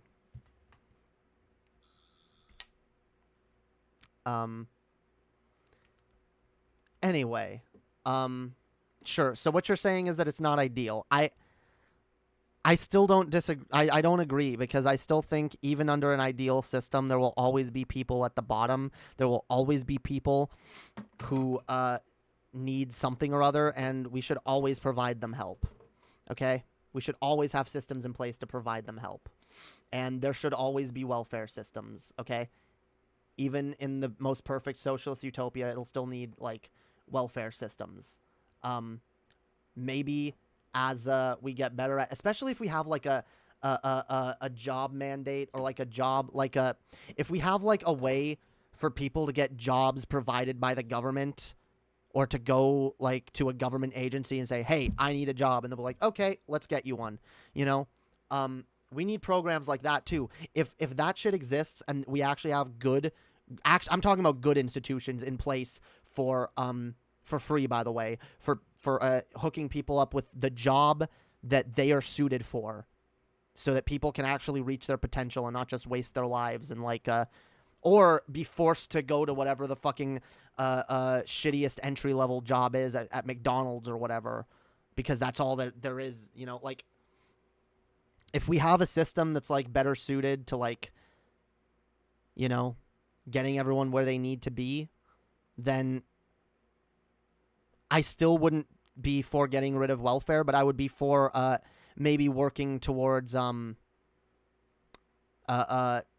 know, being maybe a little, maybe then I'd say, yeah, okay, we can be a little more strict on who we let on to welfare, okay? But given the current system and the way we treat mental health and just everything, like, right now, like, no, I want to expand welfare, if anything. All forms of it. Anyway. Yeah, we're a happy socialist family over here. Anyway, yo, this has been a long fucking stream. Hells yeah. I hope y'all have enjoyed it. I think I'm going to wrap this up here. Here, we'll play the song one more time before we end. But if y'all enjoyed this, make sure to hit the like button, share, subscribe, join the Discord, follow me on Twitter. Go follow me on SoundCloud. New song is out there on SoundCloud. It's also going to be out on Spotify, Apple Music, Amazon Music, Pandora, all that shit. All the music streaming services, or at least most of them. It's going to be out there within the next few days, so keep an eye out. My first 3 songs will be out there. And yeah, stay tuned, because I'm going to be working on more shit soon here too as well, and it's going to be really fucking dope. Oh yeah, also we're going to be doing Underhaven later tonight. Annie, you can post that in the chat. Anyone who wants to join us over there, it's going to be in probably about an hour, I think. Great stream. Collaborate with Paul next time.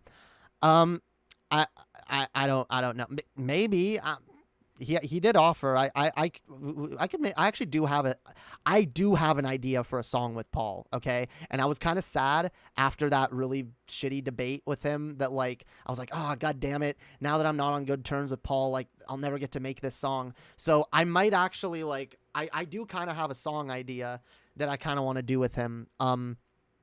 So yeah, maybe. But yeah, we'll stay tuned. There'll be more music coming soon, more streams coming soon. Tomorrow, I think I really want to do a stream on Canadian politics, guys. We're going through a Canadian election. A lot of people don't know the election is in 2 weeks. It's in 2 fucking weeks, and the poll numbers are looking, or the projections and shit are looking a little bit worrying. But long story short, the conservatives are looking dangerously close to actually getting a foothold here. So, yeah, we really got to talk about this. And, guys, I don't know do any of y'all know any good, like, Canadian leftist channels? I can't find any. I really can't. I can't find leftist channels that talk about Canadian news. If any of y'all know about any that actually talking about, yeah, the fucking Tories, yo. If anyone knows any Canadian channel, the only one I could find is from a literal fucking Tory. So he's not bad. He's actually, what's his name? Like JJ Mc something. He's a conservative Canadian political channel, but he tries to be. He's pretty unbiased, at least when he talks about his like Canadian education shit, his educational shit. But like, no, I get it. Y'all are American, but like, Canada's election will affect the rest of the world too, just like America's election affects the rest of the world. And I think it needs to be talked about more, just because there are Canadians out there that we can reach. And again, I'm really worried. I don't want the Tories to win. I really fucking don't. I really fucking don't. Yeah, I do not like Aaron O'Toole. I don't like him at all. I don't like him. He talks about like the woke mob. I've heard him talk about like cultural Marxism. Now a lot of his policies aren't that bad. Sounds like he's actually trying to appeal to like liberals in with a lot of his shit. He talked about like a interesting sounding, like very like pro mental health bill that he wants to pass. I'd have to look more into the shit behind it though. It worries me. It worries me to put a conservative in charge, especially knowing, first of all, even if O'Toole himself is more progressive than most conservatives, a lot of the conservatives in each individual district are not. A lot of them are far-right extremists. So, yeah, we can't let no, guys, I know Americans, you don't give a shit. Guys, if we just got rid of Trump. We just got rid of one fascist. And Britain, on the other hand, elected a fascist. Do you want America's neighbor to elect another potential fascist and then follow along in its footsteps? How do you think America will go if both its closest nations start taking hard turns to the right? Culturally, it's not good. Don't know if this guy's leftist, but he's definitely not PC. See, not even Canadian. Protect not the even things that matter to you. Not even Skeptical Jesus can find one, and he's a fucking Canadian. I figured maybe like Skeptical Jesus has some kind of like channel that he watches for his news, but no, not even. Holy fuck! No one knows where are they? Where are the Canadian lefty channels? I can't find them. I can't. Oh, that's who you sent me. No, that's who I was just talking about. No, that's who I want. No, he is actually conservative. He votes conservative. Yeah, no. He doesn't talk. He doesn't talk much about like his conservative stances, because I think he tries to be accessible to everybody. But no, he is a conservative. That's what I'm talking about. There's no lefty perspective. There's like no lefty Canadian perspective. Even lefty Canadians, all they talk about is American politics. Yeah, I don't want America to be wearing a fascist hat either. So nope, there's zero then. Yep. There's fucking zero. No, there are. I know they exist, and I even saw a channel of you know what's funny? I was looking for like this kind of shit, and I found a channel, one dude talking about how we need to promote more leftist Canadian channels and how he wants to dedicate himself to it more, but he's like, but I talk about a lot of American politics too, but I'm going to try to talk about Canadian politics more, and more people do. I looked at that video was 2 years old. I looked at that person's channel today. Guess what they make videos about today? Literally today. Like every single video on their channel, they upload daily videos about Trump on their channel. This person that was talking 2 years ago about like, yeah, guys, we really need to expand like the lefty Canadian network on YouTube, is now making so many Trump videos that he seems like someone with legit Trump derangement syndrome. Like, this is not good, guys. This is not good. We need to be building up lefty Canadian. We need to be pushing leftism in every country, not just America. Okay. But yeah, for now, all I can say is based on based on the polls and how it looks right now and the projections and shit, honestly, if we can rally enough people behind voting for NDPs, I would prefer that. However, if you're in a district that's at risk of losing to a conservative and the NDPs are not winning and don't have a chance to, as much as I hate to say it, I'd probably advise voting Liberal. But everyone needs to be paying attention to, like, everyone, if you're a Canadian, pay attention to the seats in your district. Pay attention to who's how the polls are doing, who's ahead where, what's being projected, and make your votes accordingly. Because if we could, the NDPs are gaining steam. If we could push Jagmeet Singh, because he's pretty popular. If we could push the idea that, like, hey, if we get Jagmeet, if we get the NDPs elected, look, we know the Liberals do nothing. Trudeau is fucking useless. He's so useless that he called an election during a pandemic because he thought it would benefit him and for no other reason. And that is really fucking stupid. If the Conservatives win, it will be all Trudeau's fault for his brazen hubris. Because I know a lot of people that are mad, that are like, why the fuck would he call an election during a pandemic? The U.S. just had enough fucking trouble with their election during the pandemic. Why? But he did it. He did it. So the ideal thing to happen would be that he loses to the NDPs. The more likely thing that could happen is that he loses to the Conservatives.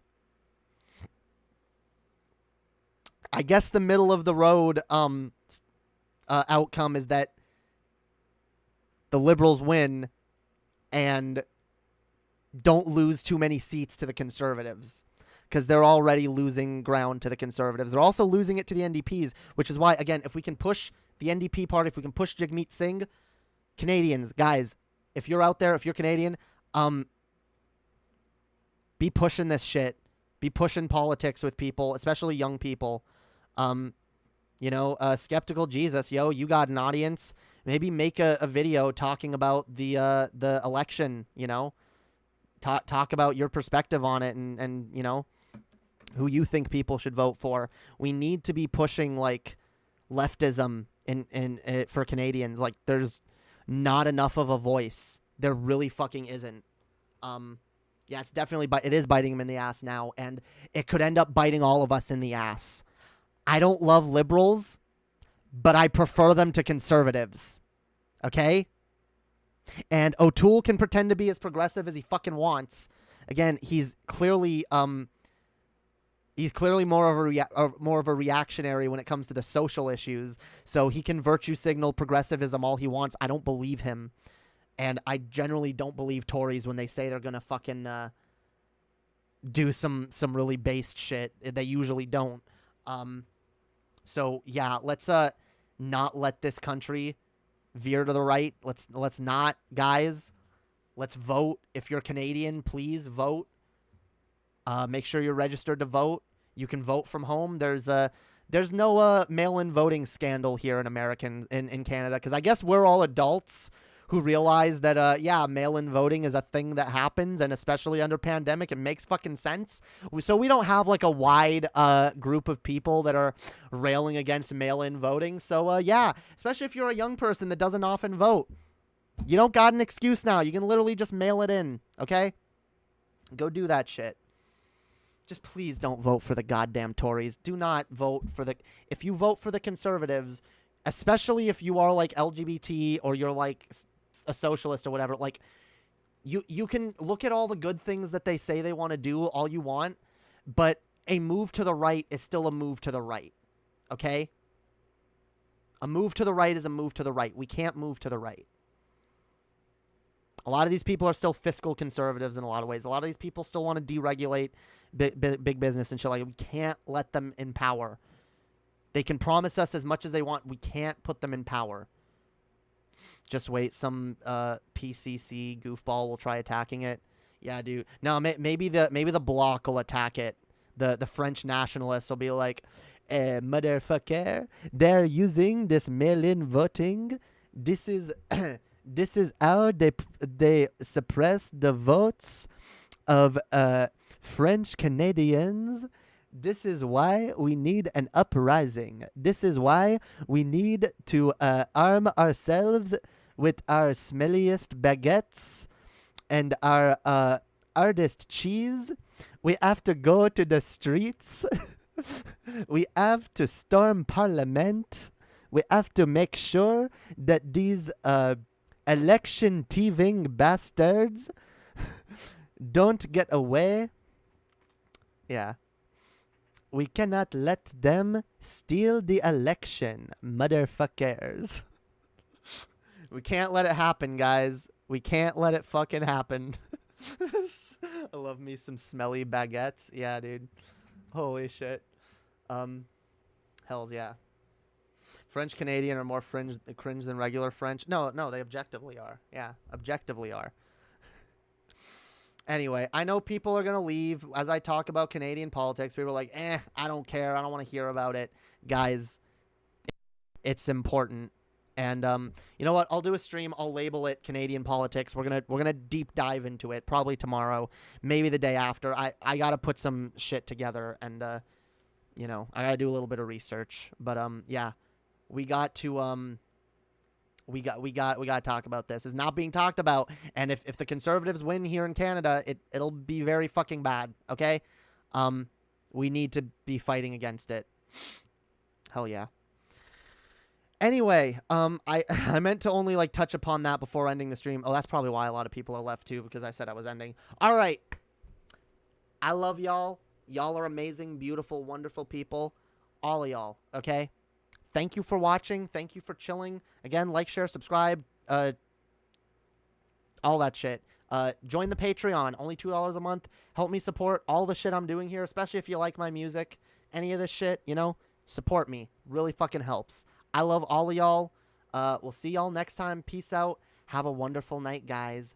Bye. Peace. Peace the fuck out. Yo. Peace. Text me. Hell yeah. All right. Play the song. Play the fucking song. We're out. We're out.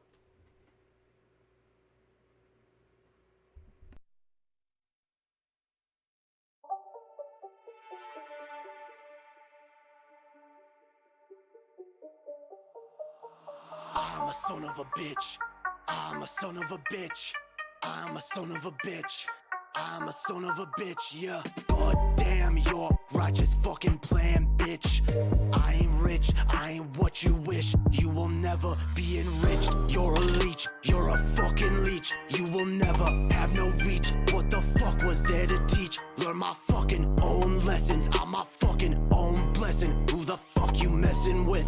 Thought I'd never serve a diss. Mama ain't deserve no kiss. I'ma let her slit her wrist when I'm done. I don't wanna be a bad son, but you fucking made me one. Now I'ma take this fucking knife and my own damn life right here. I don't wanna be my mama. Too much trauma, never saw the damn light. In this tunnel, I won't fight. I won't fight. I'ma fucking lay down, let myself drown.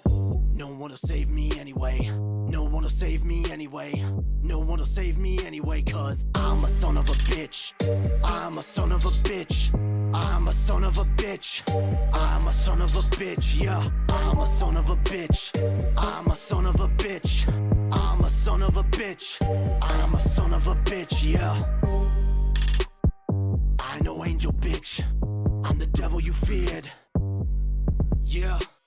Why in the fuck did I leave? Why in my absence you grieve? Why can't my pain you perceive? Cause your own lies you believe. Didn't know you would conceive. The son of Satan deceived. I'ma take my fucking cleaver or your stomach fall. Make that shit mine, for that shit you fucking stole. I'ma take back my control. Get me out of fucking hole. What the fuck, I got no goal. Getting high, pay the toll, like my mama gave a soul. For them pills and these demons, I can't even see my veins. Kids are driving me insane. I'ma cut this damn pain with my baby in my arms. Won't be sounding no alarms. Slip my wrist and I'm gone.